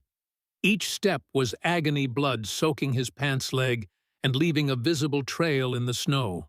He wouldn't last long like this, but perhaps he could draw Parker's men away from Ella's trail, buying her more precious time to reach Helena with the journal. As he staggered between the trees, darkness crowded the edges of his vision. The cold had penetrated to his bones, and blood loss was taking its inexorable toll. Clayton knew he was reaching his limits, that the human body, even one as stubborn as his, could only endure so much. A light appeared ahead, a flickering orange glow among the trees. Fire, shelter, people. Clayton stumbled toward it, no longer caring if it was friend or foe. When he broke through the tree line into a small clearing, he found himself facing a camp of 3 men. Trappers, by the look of their gear, startled by his sudden appearance. "Help!" he managed before his legs gave way beneath him, and darkness claimed him completely. The last thing Clayton Rudd heard was a familiar voice, impossibly wonderfully familiar, crying out his name as he fell. Clayton, Ella. Somehow impossibly Ella was there. But that couldn't be right. She was supposed to be heading to Helena with Chen and the journal. Unless... Then consciousness fled, leaving only questions that would have to wait for answers. Consciousness returned to Clayton Rudd in fragments. The crackling of a fire hushed voices nearby, the searing pain in his side and leg, and a warm hand clasping his own. He opened his eyes to a rough-hewn ceiling firelight dancing across wooden beams. "He's awake." Ella's voice tinged with relief. Her face appeared above him, eyes bright with unshed tears. "Clayton, can you hear me? You're supposed to be going to Helena." He managed his voice a rasp. A wry smile touched her lips. "You're welcome for saving your life." As his vision cleared, Clayton took stock of his surroundings. He lay on a cot in what appeared to be a trapper's cabin far more substantial than the Chinese miner's shelter. A fire roared in a stone hearth, and the scent of cooking meat filled the air. "Where?" he began, trying to sit up. Pain lanced through his side, forcing him back down. "Easy," Ella cautioned, placing a hand on his chest. "The bullet went clean through your side, but you've lost a lot of blood. The one in your leg is still there." "How did you find me?" Ella exchanged glances with someone beyond Clayton's field of vision. We didn't exactly. Chen and I crossed the river as planned, but we heard the gunfire." Her voice faltered. "I couldn't just leave you. We doubled back upstream to find another crossing." "The journal is safe," she assured him. "But I wasn't going to reach Helena with Parker's men hunting us. We needed help." A figure moved into Clayton's view, a tall, broad-shouldered man with a graying beard and the weathered face of someone who'd spent decades in the wilderness. "Name's McGregor," he introduced himself with a thick Scottish accent. "Found your woman and her Chinese friend half frozen by the river. Lucky for you, we were checking our trap lines nearby when we heard the shooting." "How long have I been out?" Clayton asked. "Nearly 2 days," Ella replied. "Your fever broke last night." 2 days. Parker would have had ample time to organize a more thorough search, perhaps bring in additional men. "Parker, still hunting," McGregor confirmed. "My partners spotted 3 riders checking the river crossings yesterday. Haven't seen them today, but the storm's making visibility poor." Another storm. Clayton wasn't sure if that was a blessing or a curse. It would conceal their location but also make travel to Helena even more challenging. "The bullet in your leg needs to come out," Ella said, changing the subject. "McGregor has experience with field surgery." "Civil War," Clayton guessed, recognizing the particular stoicism common to veterans. McGregor nodded. "Confederate cavalry. Learned more medicine than I ever wanted to."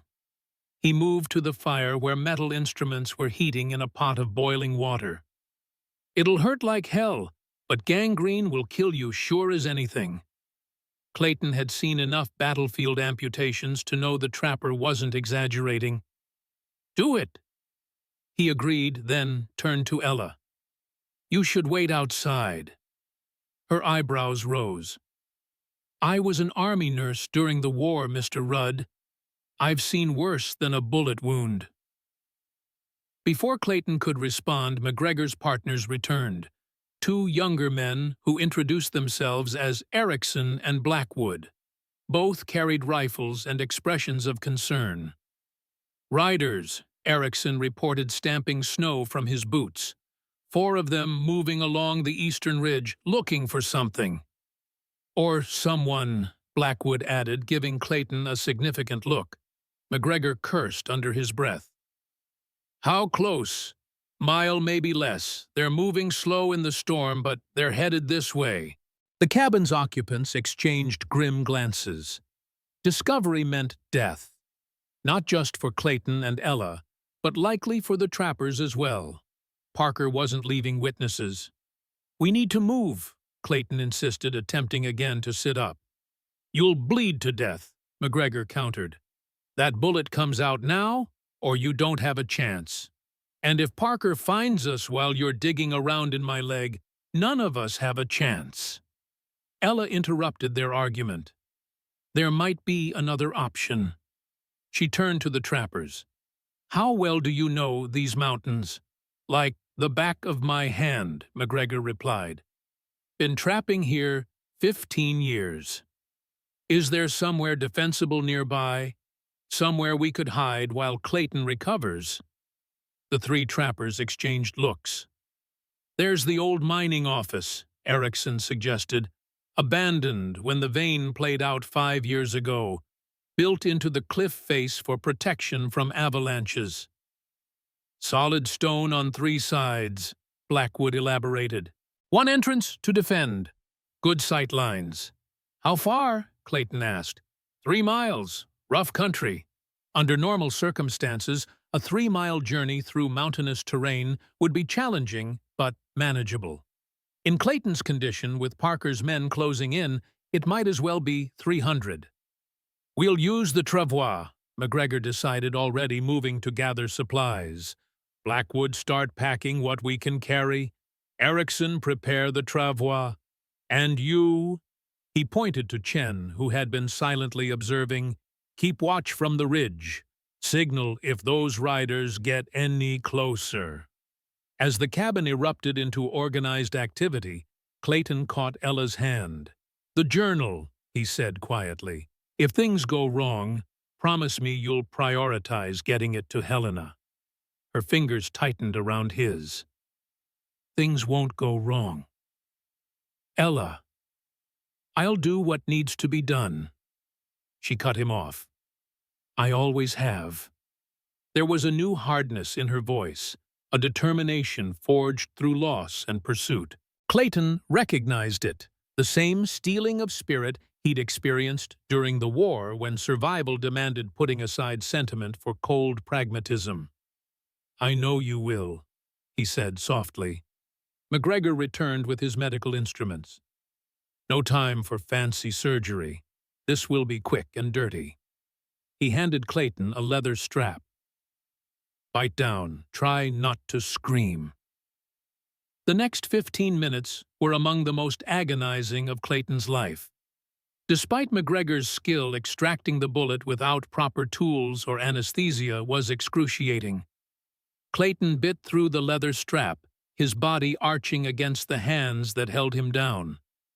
When darkness finally claimed him again, it came as blessed relief.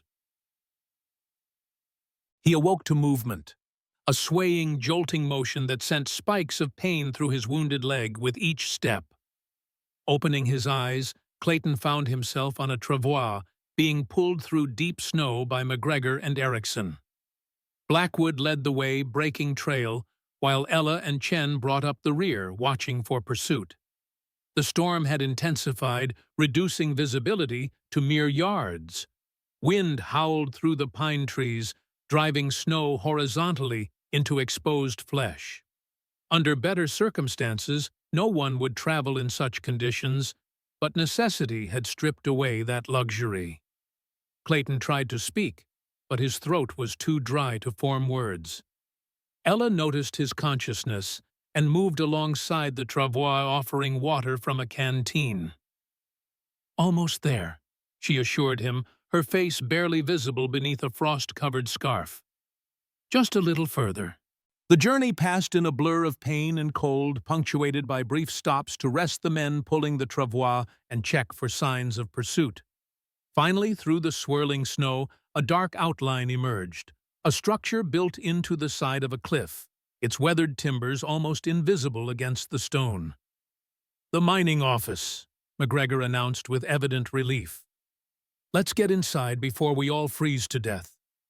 The interior was surprisingly intact.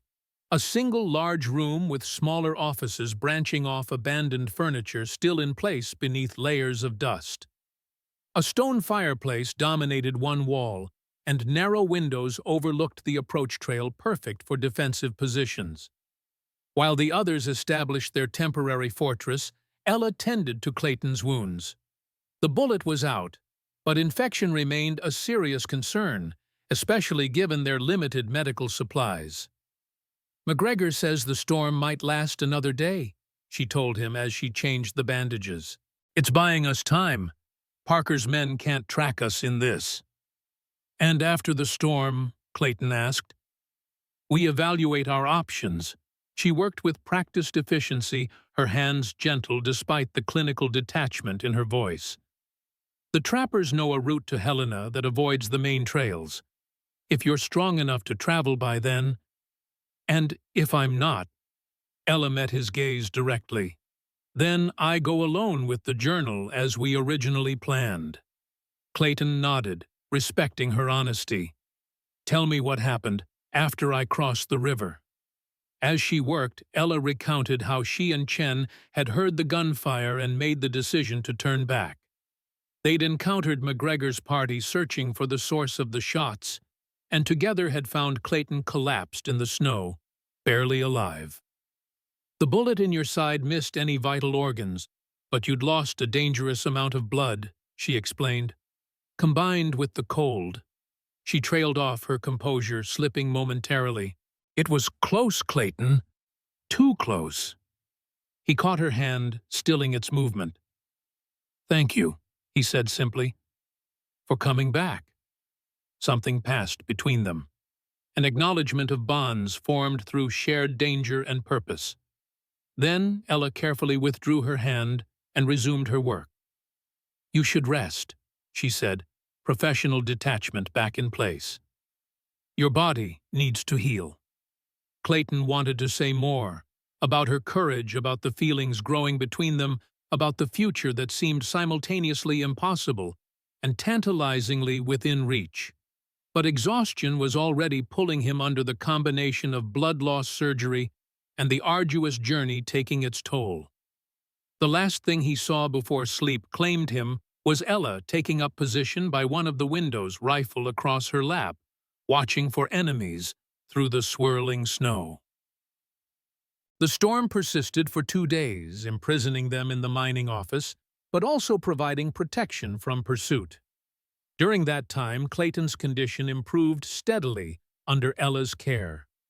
By the morning of the 3rd day, when the snow finally stopped and weak sunlight filtered through the clouds, he was able to stand with assistance, though walking any distance remained beyond his capabilities. "Parker will be moving again," McGregor warned as they gathered around the map spread on an old desk. "Storm's over and he knows we're out here somewhere." "Helena is still our best option," Ella insisted. "Judge Whitman can issue warrants for Parker's arrest, send federal marshals, real ones, to intervene." 3 days' journey in good conditions, McGregor reminded her. "Longer in this snow. And that's assuming Parker doesn't find us first." Clayton studied the map, considering alternatives. "What about Cedar Ridge? Sheriff Jenkins might help us." "Too risky," Ella countered. "Parker's men could be watching the town. And Jenkins may be honest, but he's just one man against Pinkertons with federal credentials, even if they're fraudulent." Blackwood, who had been keeping watch at the window, suddenly raised a hand for silence. "Riders," he hissed. "Coming up the valley." They moved to the windows, peering through the dirty glass. In the distance, 6 mounted figures were visible against the white landscape, moving with the methodical precision of experienced trackers. "How did they find us so quickly?" Ella whispered. "They didn't," McGregor replied grimly. "They're searching systematically. Every cabin, every mine, every possible shelter. And they've got reinforcements. Clayton assessed their situation with the cold calculation of a veteran soldier. The mining office was defensible, but ultimately a trap. With only one exit and limited ammunition, they could hold off attackers temporarily, but not indefinitely. We need to split up, he decided.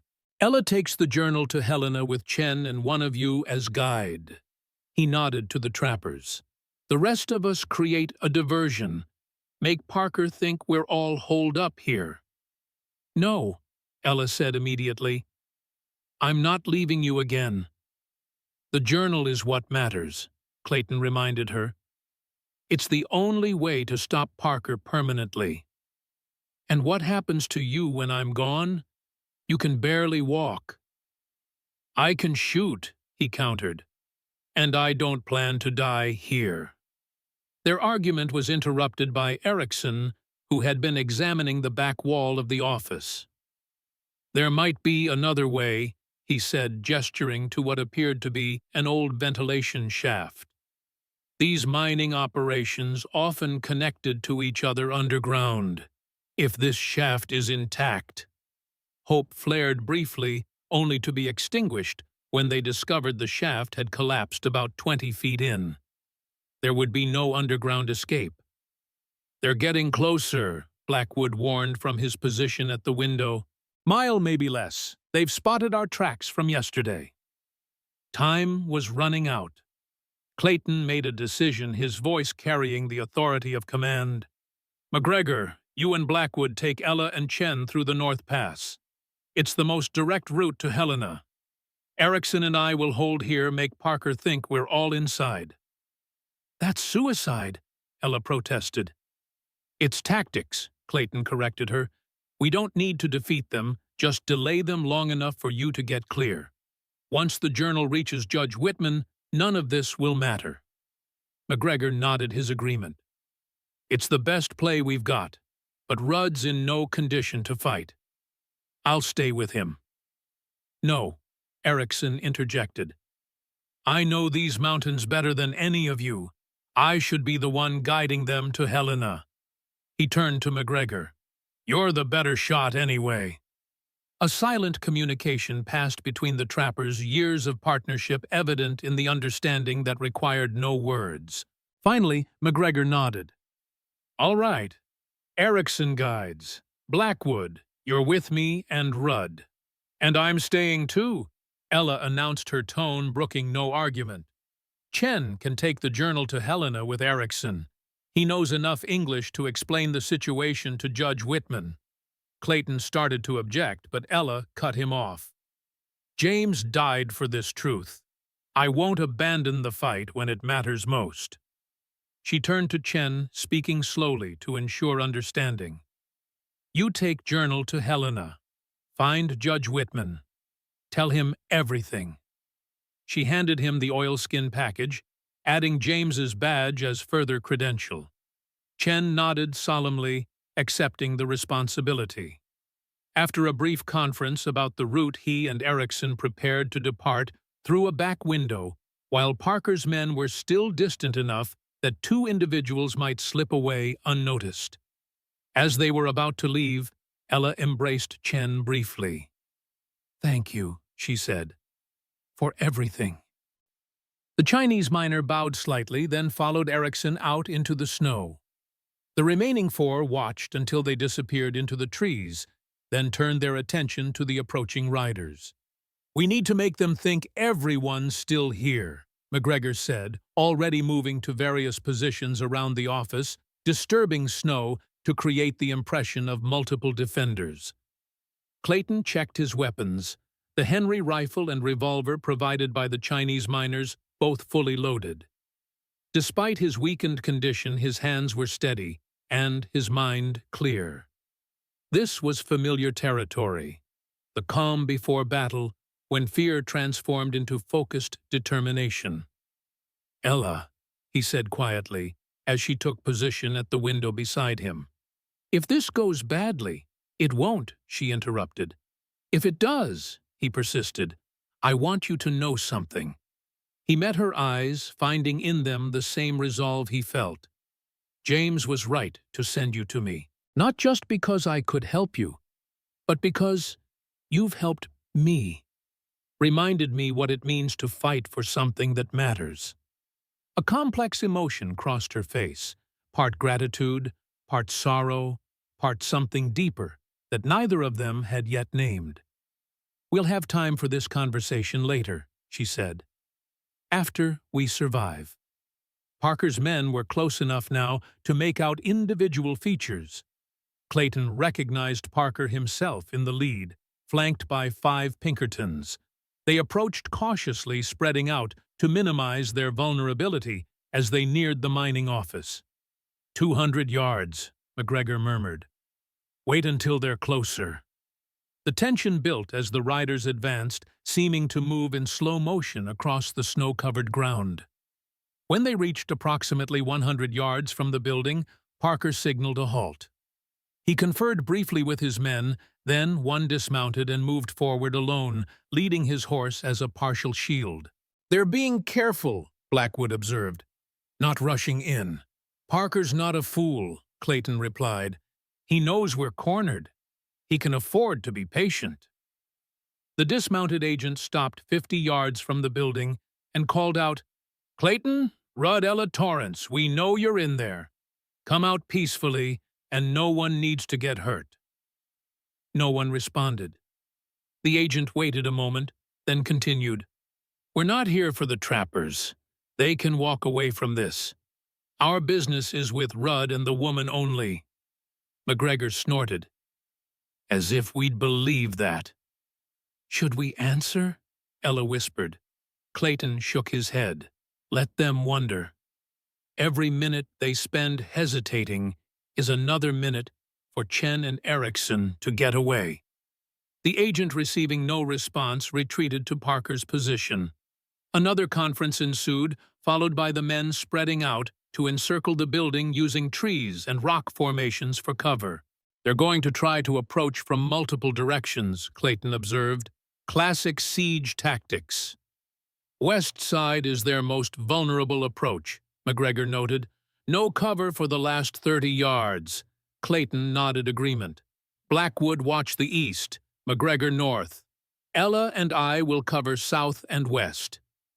They took their positions, each watching their assigned sectors with the patience of experienced hunters. Outside, Parker's men continued their cautious advance, moving from cover to cover. The first shot came from the north, McGregor firing at a Pinkerton who had exposed himself while crossing between trees. The man fell clutching his shoulder as his companions returned fire. Suddenly, the air was filled with the crack of rifles' bullets splintering the wooden walls and shattering the few intact windows. Clayton waited for a pause in the fusillade, then carefully aimed at a patch of brush, where one of Parker's men had taken position.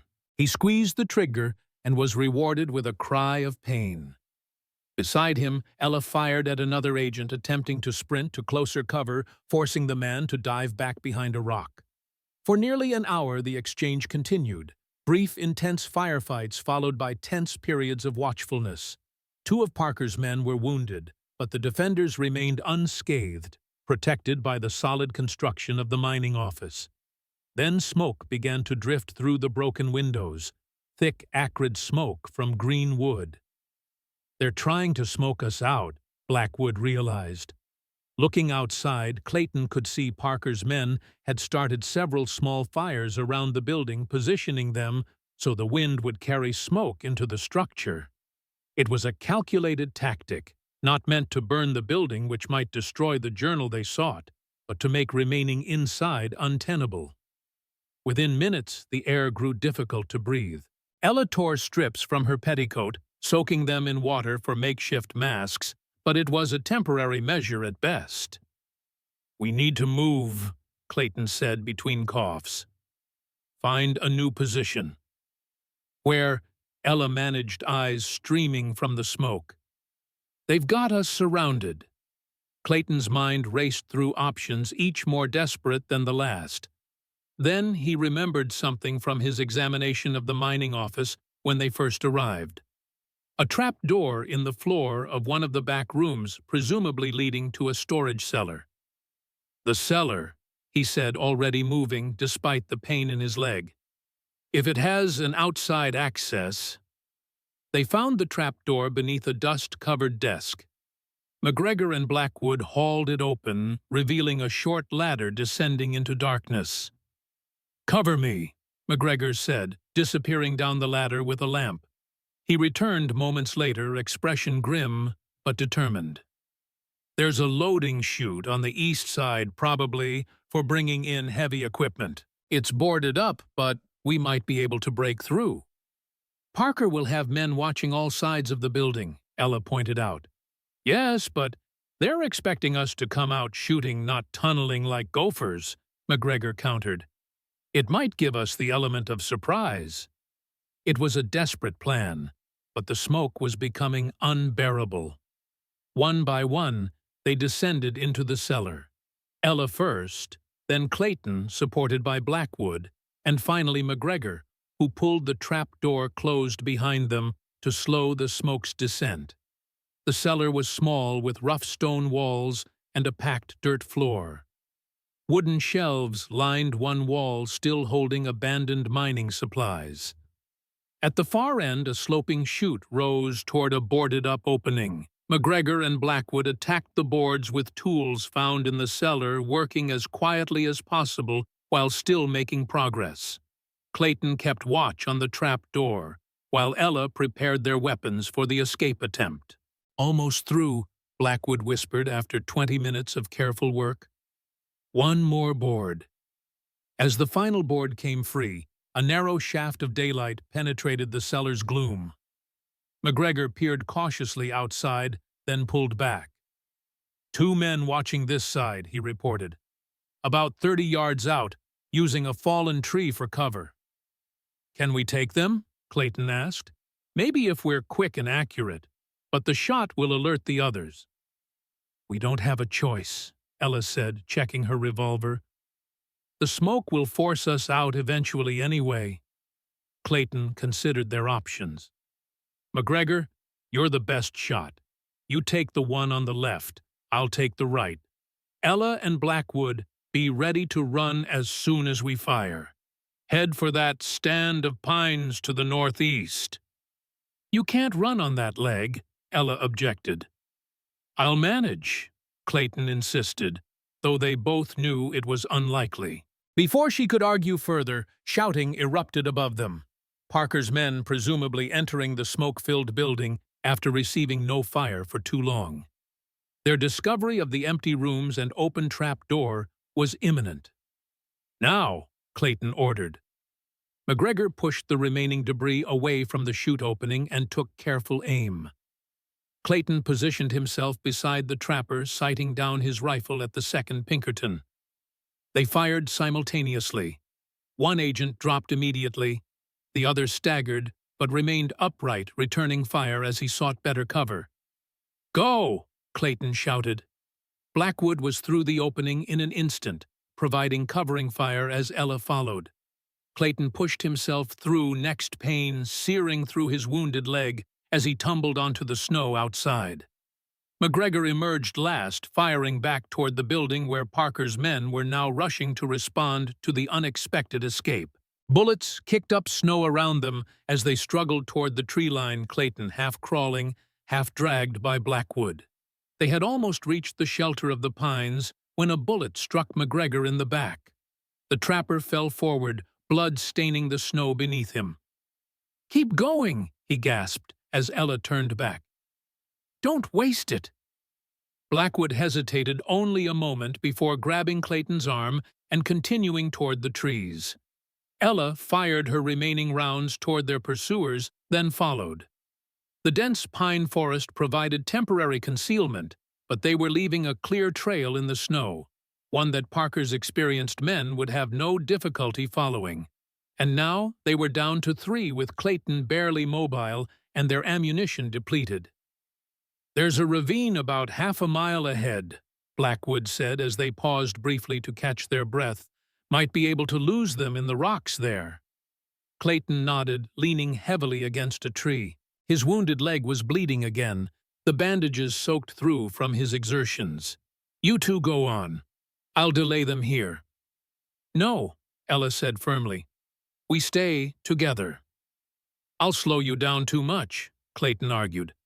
"You know I'm right, Ella." "Actually, you're both wrong," Blackwood interrupted, his voice oddly calm. "Look." Through the trees ahead, a line of riders was visible, at least a dozen men moving toward them from the direction of the ravine. "Parker's reinforcements," Clayton breathed, his last hope sinking. "We're surrounded." But Blackwood was smiling. "Not Parker's men," he said. "Look at how they're dressed." Clayton peered more carefully at the approaching riders. Instead of the dark coats of Pinkertons, these men wore a mix of furs and canvas, trappers, miners, and what appeared to be Chinese workers from Wang Li's camp. "Erickson!" Blackwood laughed. "That crafty devil. He didn't go to Helena at all." As the riders drew closer, Clayton recognized Wang Li at their head alongside Erickson and, incredibly, Sheriff Jenkins from Cedar Ridge.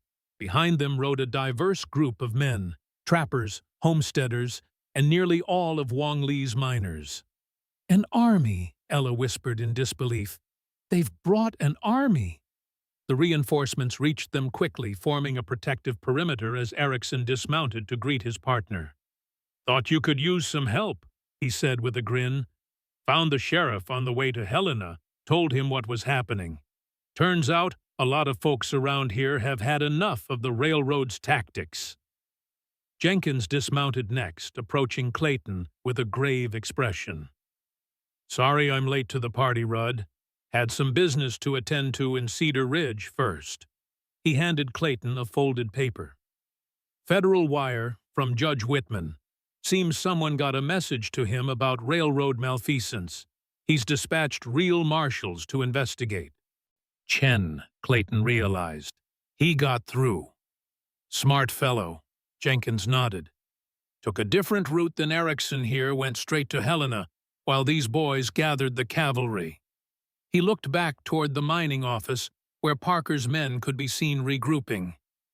"Now, what do you say we finish this?" The tide had turned dramatically. Parker's 6 remaining men now faced over 20 determined defenders, men who had each suffered in some way from the railroad's aggressive expansion. "Parker is mine," Clayton said, struggling to his feet despite the pain. "He killed James Torrance, and who knows how many others." "Clayton, you can barely stand," Ella protested. "Then I'll sit," he replied, gesturing to a fallen log. "But I'm seeing this through." Jenkins assessed the situation with a lawman's precision. "We'll advance in 2 groups, flanking positions to cut off their retreat. Parker will surrender when he sees the odds." "Don't count on it," Clayton warned. "He's not the surrendering type." The sheriff's men moved out, circling to position themselves on either side of the mining office. Wang Li's miners, armed with a mix of rifles and traditional weapons, formed the center of the line. From their position at the tree line, Clayton, Ella, and Jenkins observed as Parker realized his situation. The Pinkerton agent gathered his remaining men, conferring urgently. Even at this distance, the tension in their postures was evident. "They're making a decision," Jenkins observed. "Fight or surrender?" The answer came moments later, as Parker and his men mounted their horses, facing the advancing force, with weapons drawn. "Last chance, Parker," Jenkins called out. "Lay down your weapons and come peacefully." Parker's response was to fire his pistol toward the sheriff's position, the shot going wide, but his intention clear. His men followed suit, spurring their horses toward the southern edge of the clearing, where the defenders' line was thinnest. The air erupted with gunfire as both sides exchanged volleys. 2 of Parker's men fell immediately, while a third's horse was hit, throwing its rider into the snow. The remaining Pinkertons, including Parker himself, broke through the line, and galloped toward the forest. "They're getting away!" Ella cried. Clayton raised his rifle, tracking Parker's retreating figure. Despite his weakened state, his hands were steady as he led the target, compensating for distance and movement. He exhaled slowly, then squeezed the trigger. Parker jerked in his saddle, listing to one side, but somehow maintaining his seat as his horse carried him into the trees. Clayton cursed, knowing he'd hit the man, but not fatally. "Jenkins," he called. "Parker's wounded, but still moving. Southeast through the pines." The sheriff was already organizing a pursuit party, sending riders after the fleeing Pinkertons. "We'll get him," he assured Clayton. "He won't get far in this snow wounded." Ella knelt beside Clayton, examining his bleeding leg. "You've torn open the wound," she scolded, though her voice held more concern than anger. "We need to get you somewhere warm before infection sets in." Clayton barely heard her, his attention fixed on the tree line where Parker had disappeared. After everything, James's murder, the attacks, the pursuit across winter-locked Montana, it seemed impossible that the railroad's enforcer might escape justice. "He has to answer for what he's done," Clayton said, more to himself than to Ella. "For James. For all of them. He will," she promised, her hand finding his. "One way or another, he will."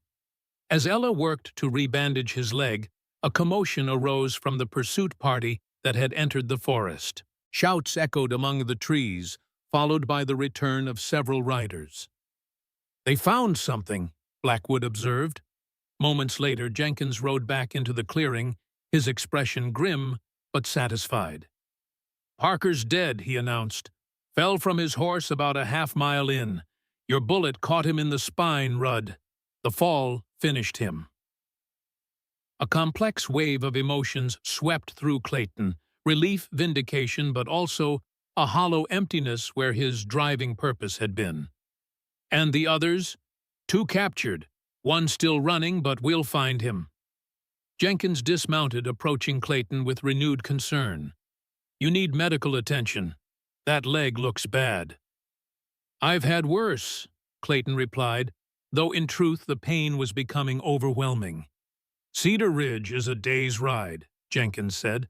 "Doc Miller can treat you properly there." "The journal," Clayton remembered suddenly. "Where's Chen? We need to secure the evidence." "Safe in Helena by now," Jenkins assured him. Judge Whitman's wire confirmed receipt of James Torrance's journal and sworn testimony from Chen. The wheels of justice are turning, Rudd. As the defenders organized their return journey, Clayton found himself battling exhaustion and blood loss. The adrenaline that had sustained him was fading, leaving behind a bone-deep weariness. "Stay with me," Ella urged, her face swimming in his increasingly blurry vision. "We've come too far to lose you now." Clayton tried to respond, but darkness was encroaching around the edges of his consciousness. The last thing he saw was Ella's determined face above him, her lips forming words he could no longer hear. Then blackness claimed him once more, carrying him away from pain, away from victory, away from the woman who had somehow become the center of his world. Spring came early to Montana Territory in 1886. By mid-March, the bitter winter that had gripped the land began its reluctant retreat. Snowmelt filling the creeks and revealing patches of muddy earth beneath. For Clayton Rudd, the changing season marked not just nature's renewal, but his own. In a sunlit room above Cedar Ridge's general store, he stood at the window testing his weight on his healing leg. 3 months of recovery had restored much of his strength, though Doc Miller warned he would always carry a slight limp, a permanent reminder of that desperate battle at the mining office. "Should you be up?" Ella's voice came from the doorway, concern evident despite her attempt at sternness.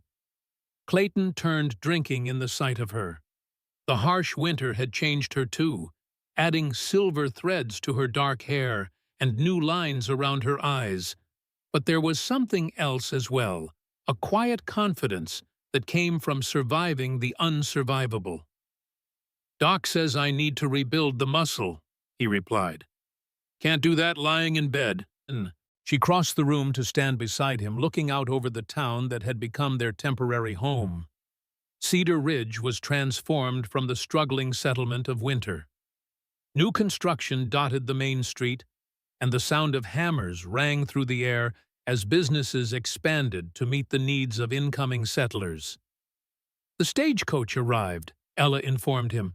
"Judge Whitman's clerk is on it." Clayton nodded, feeling the familiar tension return to his shoulders. Today marked the culmination of their long struggle. The formal deposition that would document the Northern Pacific Railroad's crimes and bring justice for James Torrance and countless others. "Are you ready?" he asked. "I've been ready for 2 years," she replied, her voice steady. "Since the day I identified James's body."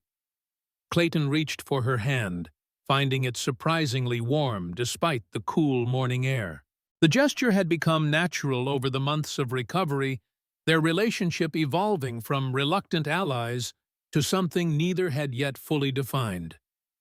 "Sheriff Jenkins will meet us at the courthouse," he said. "Wong Lee and the others are already there."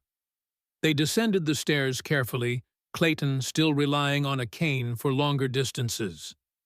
Jackson Hayes, the storekeeper who had provided them shelter throughout the winter, waited below with a wagon ready to transport them the short distance to the courthouse. "Big day," Hayes remarked as he helped Clayton onto the seat. "Half the town's already gathered." Indeed, Cedar Ridge's main street was unusually crowded for a weekday morning. News of the federal investigation into Northern Pacific's activities had spread throughout the territory, drawing curious onlookers and those personally affected by the railroad's aggressive tactics. The courthouse, a recent addition to Cedar Ridge built just 3 years prior, stood at the northern end of town, its whitewashed clapboard exterior lending an air of official importance. On the steps, Sheriff Jenkins waited, dressed in his formal attire badge gleaming in the spring sunshine. "Right on time," he greeted them, offering Clayton an arm for support. "Judge Whitman's clerk is setting up inside. Federal marshals arrived yesterday to provide security." The marshal's presence was a necessary precaution. Though Parker was dead, and many of his men captured Northern Pacific's influence remained extensive. The corporation had already dispatched attorneys from Helena to observe the proceedings and protect their interests. Inside the courtroom was packed to capacity. Wong Lee and several of his miners occupied the front row, their weathered faces solemn as they nodded respectful greetings.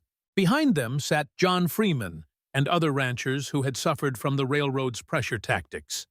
And at a table near the front, a thin man in an impeccable suit arranged papers with methodical precision. Judge Whitman's clerk, tasked with recording sworn testimony. As Clayton and Ella made their way forward, a murmur swept through the crowd. Their story had taken on near mythic proportions during the winter, the wounded rancher and the determined widow who had exposed a corporate conspiracy and survived against impossible odds. "Mr. Rudd, Mrs. Torrance," the clerk acknowledged, rising to greet them. "I'm Thomas Harrington, representing the Federal Circuit Court. Judge Whitman sends his regards and assures you this matter has his full attention." "When will formal charges be filed?" Clayton asked, taking a seat at the table. "That depends on the evidence presented today," Harrington replied. "But the judge has already issued injunctions freezing certain Northern Pacific assets pending investigation." At the back of the courtroom, 3 men in expensive suits observed with thinly veiled hostility. The railroad's lawyers, sent to monitor and, if possible, undermine the proceedings.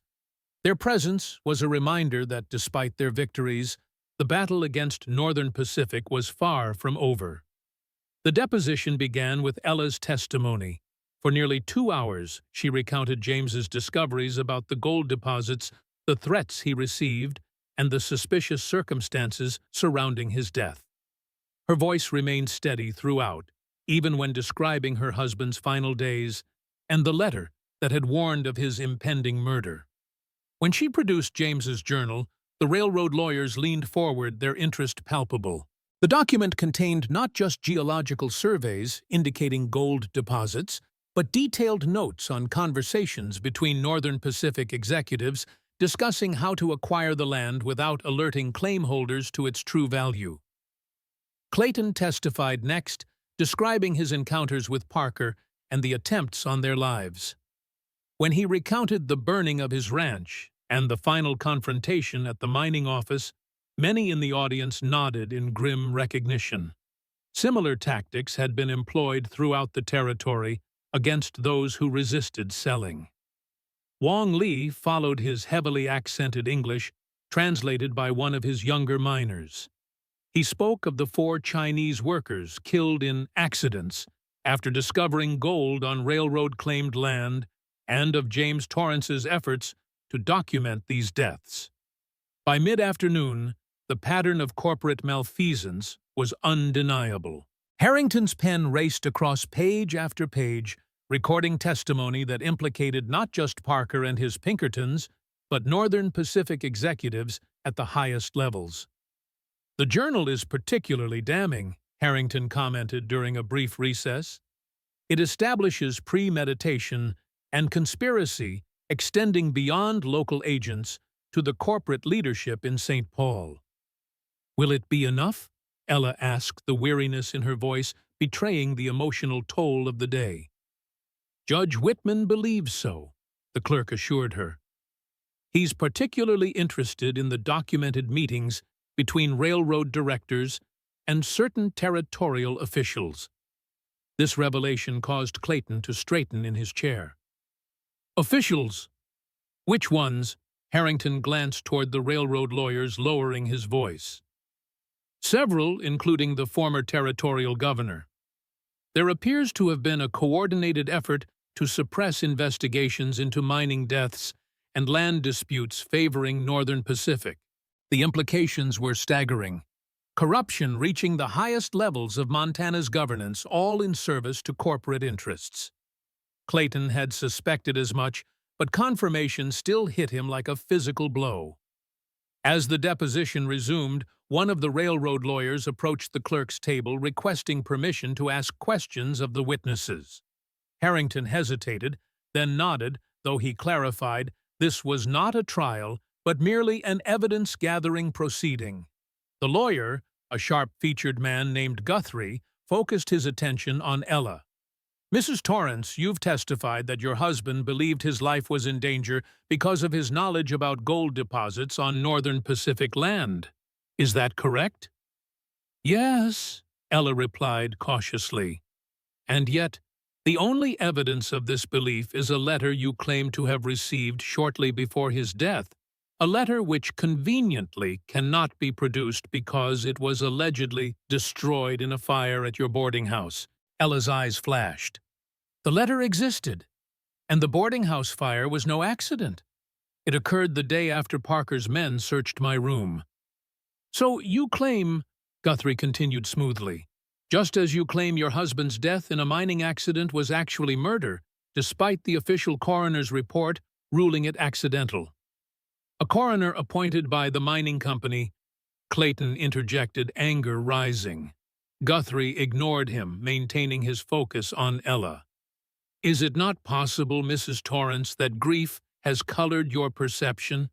That you've constructed a conspiracy to explain a tragic but ordinary accident?" Before Ella could respond, the courthouse door swung open with a bang. All heads turned to see a woman enter, elegantly dressed despite evident travel fatigue, her blonde hair arranged in a fashionable style beneath a small hat. Sarah Crowley. Clayton hadn't seen Tad Crowley's wife since that chaotic day at his ranch, when she'd been captured by Parker's men. Reports had reached Cedar Ridge that she'd been taken to Helena for questioning by railroad attorneys, but nothing more. "I believe I can address that question," Sarah announced, her cultured voice carrying through the suddenly silent courtroom. She approached the clerk's table with the confidence of someone accustomed to society's highest circles. "I have evidence that corroborates Mrs. Torrance's testimony." Guthrie's face darkened. "Mrs. Crowley, you have no standing in these proceedings." "On the contrary," Sarah interrupted, removing a leather portfolio from her reticule. "As the widow of Theodore Crowley, I have every standing to present evidence of my husband's involvement in Northern Pacific's activities." A murmur swept through the courtroom. Tad Crowley's death had been reported weeks earlier, officially a hunting accident, though rumors suggested otherwise. "Widow?" Harrington repeated, surprise evident. "Mr. Crowley is deceased." "Yes," Sarah confirmed, a flicker of emotion crossing her face before her composure returned. "Found shot near Wolf Creek last month. The territorial authorities ruled it accidental, but—" She left the implication hanging. Another victim silenced before he could testify. The pattern was becoming unmistakable. "These documents," Sarah continued, placing the portfolio before Harrington, "are my husband's private correspondence with Northern Pacific executives regarding land acquisitions in Montana Territory. They detail the systematic intimidation of landowners, the use of Pinkerton agents for special operations, and specific mentions of gold deposits discovered on Mr. Rudd's property." Guthrie sputtered in protest, but Harrington was already examining the papers, his expression growing increasingly grave. "These appear authentic," he declared after several minutes. "Mr. Crowley's signature matches banking records, and the corporate letterhead is consistent with Northern Pacific's official documentation." "There's more," Sarah added, her voice steady, despite the tension in the room. "My husband kept a personal journal detailing meetings with William Parker and railroad directors. It includes discussions of—" she hesitated briefly— "eliminating obstacles to land acquisition." The courtroom erupted into shocked murmurs. Harrington called for order, then asked, "Are you willing to provide sworn testimony regarding these documents, Mrs. Crowley?" "That's why I'm here," she replied simply. "James Torrance was murdered on Northern Pacific's orders. So were others who stood in their way. I can no longer remain silent." The railroad lawyers conferred urgently, their expressions betraying growing alarm. Guthrie approached Harrington, requesting a recess to consult with his clients, but the clerk denied it, insisting the deposition continue. For the next hour, Sarah Crowley provided devastating testimony, naming executives, detailing payoffs to territorial officials, and confirming the deliberate targeting of landowners whose property contained valuable resources. Throughout, she maintained the composed dignity of a woman who had moved in privileged circles but had found her moral compass at last. When she finally concluded, Harrington announced that he had sufficient evidence to recommend immediate action by Judge Whitman. "The federal court will issue warrants for several Northern Pacific executives," he declared, "and civil proceedings will begin regarding compensation for affected landowners." As the formal proceedings ended, the courtroom gradually emptied. The railroad lawyers departed hurriedly, no doubt rushing to telegraph their corporate masters with the disastrous news. Wong Lee and his miners gathered around Clayton and Ella, offering quiet congratulations in their limited English. Sarah Crowley approached them last, a hint of uncertainty in her elegant bearing. "Mrs. Torrance," she began, "I apologize for not coming forward sooner. Fear is a powerful restraint." "You came when it mattered most," Ella replied, taking the other woman's hands in her own. "Thank you." Sarah turned to Clayton. "Your ranch, I heard it was destroyed." "Buildings can be rebuilt," he said simply. "Yes, they can." Something in her tone suggested deeper meaning. "Perhaps, Mr. Rudd, we might discuss how the Crowley Bank can assist in that rebuilding." I find myself the sole proprietor now, and I'd like to make amends for my husband's actions." Later, as they left the courthouse, Clayton and Ella paused on the steps, surveying the town that had sheltered them through the winter. The afternoon sun cast long shadows across Cedar Ridge's main street, where life continued its normal rhythms, despite the momentous events inside the courtroom. "It's over," Ella said softly. "James can rest now." Clayton wasn't so certain. Corporate giants like Northern Pacific rarely surrendered so easily, regardless of legal setbacks. But today, at least, justice had prevailed. "What will you do now?" he asked the question that had hovered between them for months, finally finding voice. Ella was silent for a long moment, her eyes fixed on the distant mountains. "I hadn't thought beyond this day," she admitted. "Vengeance has been my only purpose for so long." "You could return to Virginia," Clayton suggested, though the words felt like stones in his mouth. "Start fresh." "There's nothing for me there." She turned to face him directly. "My life is here now." Hope flared in Clayton's chest, but he tempered it with caution. "The ranch will need rebuilding. It won't be easy." "Few worthwhile things are," she replied with the hint of a smile. They descended the courthouse steps slowly, Clayton still favoring his wounded leg. Sheriff Jenkins was waiting by his wagon, ready to drive them back to Hayes's store where they had been staying. "A good day's work," Jenkins commented as he helped Clayton aboard. "Judge Whitman's telegraphed that he'll be here personally next week to follow up."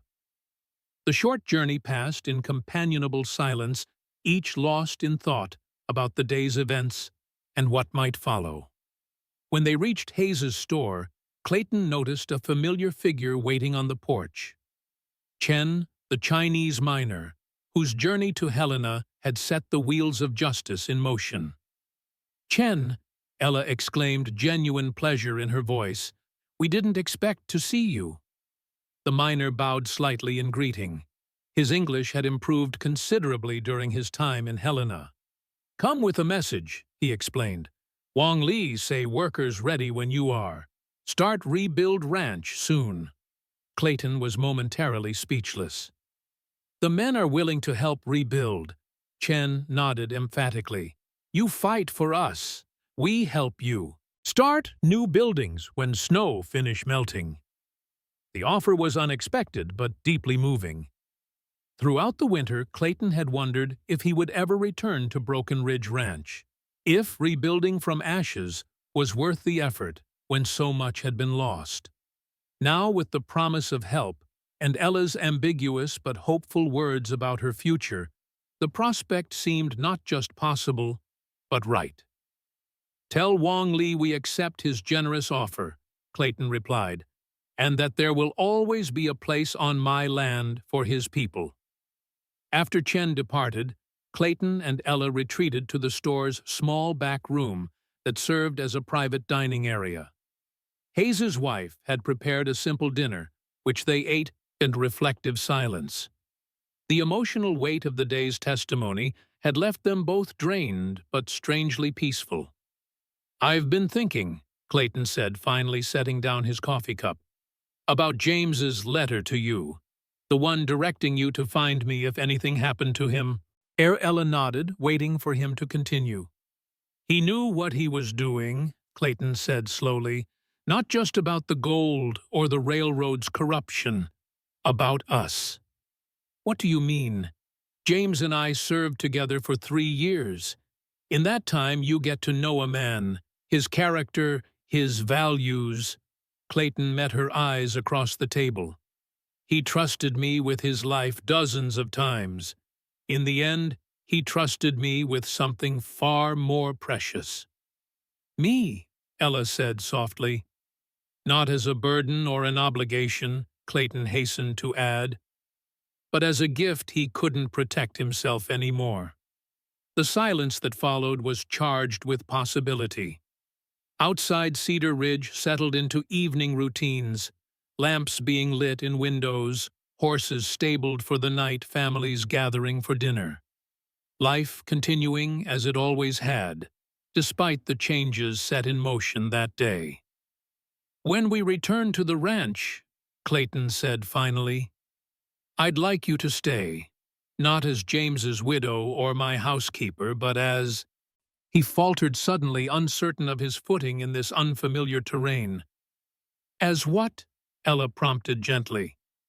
"As my partner," he finished. "In all things, if you're willing." Ella studied him for a long moment, her expression unreadable.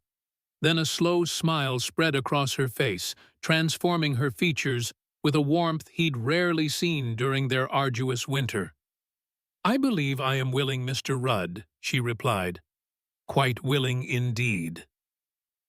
The rebuilding of Broken Ridge Ranch began in early April, as the last patches of snow surrendered to spring sunshine. Wong Lee arrived with 20 of his miners' skilled men who had built infrastructure throughout the West before discrimination drove them to the isolation of mountain mining camps. They were joined by the Freeman family, Erickson and Blackwood, and a dozen other locals whose respect Clayton had earned during the confrontation with Parker. Where Clayton's modest ranch house had stood, a more substantial structure took shape. 2 stories with a wide porch facing the mountains, and enough rooms to house the family Clayton dared to imagine. The barn rose quickly, larger than its predecessor, designed to shelter more horses and cattle as the herd expanded. Throughout the construction, Ella proved herself an invaluable partner, overseeing logistics with military precision and ensuring the builders' needs were met. The miners initially reserved around the white woman soon came to respect her practical intelligence and willingness to work alongside them. News from Helena arrived regularly, each report confirming their victory's magnitude. 3 Northern Pacific executives had been indicted for conspiracy and fraud. Federal marshals had seized company documents revealing similar schemes throughout the Western territories. The railroad's stock plummeted as investors fled the scandal. Sarah Crowley made good on her promise of financial assistance, extending credit through her bank to ranchers rebuilding after railroad depredations. Under her direction, the Crowley Bank became an instrument of restoration rather than exploitation, financing improvements that benefited the entire community. On a perfect June morning, with the mountains still crowned in snow, but the valley lush with new growth, Clayton stood on his newly completed porch, surveying the transformed landscape. The Chinese miners had returned to their camp, now legally established on a portion of his land he'd deeded to them in gratitude. The Freemans were rebuilding on their own property, using lumber from Clayton's trees, as he'd used their labor for his house.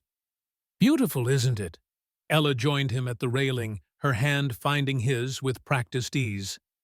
The months of shared purpose had created an intimacy between them that transcended physical attraction, though that too had blossomed in the security of mutual trust. "More beautiful than I remembered," Clayton agreed, though his eyes were on her rather than the landscape. A rider appeared on the horizon, approaching at an unhurried pace along the new road connecting the ranch to Cedar Ridge.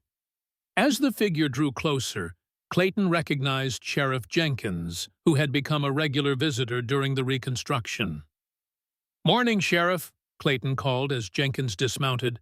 "What brings you out this way?" "News from Judge Whitman," Jenkins replied, joining them on the porch. "The court has made its final ruling on land claims affected by Northern Pacific's activities." Ella's hand tightened around Clayton's. This was the decision they'd been waiting for, whether the railroad would retain any rights to the gold deposits on Broken Ridge land. "And," Clayton prompted. Jenkins smiled, removing his hat, "all mineral rights revert to the original landowners. Northern Pacific's claims are invalidated due to fraud in acquisition attempts." The implications were enormous. The gold deposits James had discovered would remain under Clayton's control, representing wealth far beyond what cattle ranching could provide. "There's more?" Jenkins continued. The judge has appointed a special commission to oversee reparations to families of those killed in railroad-orchestrated accidents. That includes James Torrance. Ella's sharp intake of breath was the only indication of her emotional response. Monetary compensation can't replace lives, she said quietly. No, Jenkins agreed, but it can build futures. The commission is talking about substantial sums, enough to establish families for generations. After Jenkins departed, Clayton and Ella remained on the porch, absorbing the news and its implications. The future stretching before them was suddenly filled with possibilities neither had dared imagine during those desperate winter days. "What will you do?" Ella asked. "With the gold, I mean." Clayton considered the question seriously. "Some will go to Wong Lee's people. They've earned a share through blood and loyalty. Some to expand the ranch, make it sustainable beyond my lifetime." He turned to face her directly. "The rest depends on decisions we haven't yet made." Ella's eyebrow arched delicately. "I meant what I said in Cedar Ridge," Clayton replied. "About partnership in all things." "I believe you mentioned something more specific than partnership," she countered, a hint of challenge in her voice. Clayton smiled, recognizing the moment for what it was. With deliberate care, he lowered himself to one knee, ignoring the twinge from his still healing leg. Taking her hand in his, he looked up at the woman who had fought beside him through impossible odds, who had shown courage and determination beyond measure. "Ella Torrance," he said, his voice steady despite the emotion swelling in his chest. "I'm asking you to be my wife. Not because James would have wanted it, though I believe he would. Not because of convenience or practicality, though there's sense in that too. But because somewhere between gunfire and snowstorms, between loss and rebuilding, I found in you everything I never knew I was missing." Ella's free hand moved to touch his cheek, her fingers tracing the new lines etched there by their winter ordeal. "Yes," she said simply. "Yes, Clayton Rudd, I will marry you." As he rose to take her in his arms, Clayton felt the weight of the past finally lifting. James Torrance would always be part of their story, the friend whose courage had exposed corruption, whose death had demanded justice, whose final act had been to entrust his beloved wife to the man who could protect her. But the future belonged to them alone. A future built on land reclaimed from corporate greed, in a house raised by the hands of allies from diverse backgrounds, surrounded by a community strengthened by their stand against powerful forces. Later that evening, as sunset painted the mountains in shades of gold and purple, Clayton and Ella walked the boundaries of their property. New fence posts marked the perimeter's sturdy pine replacements for those burned during Parker's attack. The cattle had been returned to summer pasture, their numbers already increasing through careful breeding and management. They paused at a small rise overlooking Wolf Creek, where James's journal had indicated the richest gold deposits lay. The area remained untouched for now, Clayton unwilling to disturb the land until proper methods could be established that wouldn't destroy the watershed. "James would be proud," Ella said, her eyes on the distant horizon where darkness was gathering. "Not just of the justice, but of what's being built here." "A legacy," Clayton agreed. "But not just his. Ours, too." As night settled over Broken Ridge Ranch, they returned to the house that represented their shared vision. Lamplight glowed in windows that symbolized not just shelter, but home in its deepest sense. A place of safety, of belonging, of commitment to something larger than individual survival. Clayton Rudd had come to Montana seeking a fresh start after the war's horrors, building a solitary existence defined by hard work and independence. Ella Torrance had come seeking justice for her murdered husband, driven by grief and righteous anger. Neither had expected to find healing in each other to forge a bond stronger than their individual purposes. Yet here they stood on the threshold of a future neither could have imagined alone in a land that had tried to destroy them, but instead had become truly theirs, a man's land, but also a woman's, and most importantly, their own.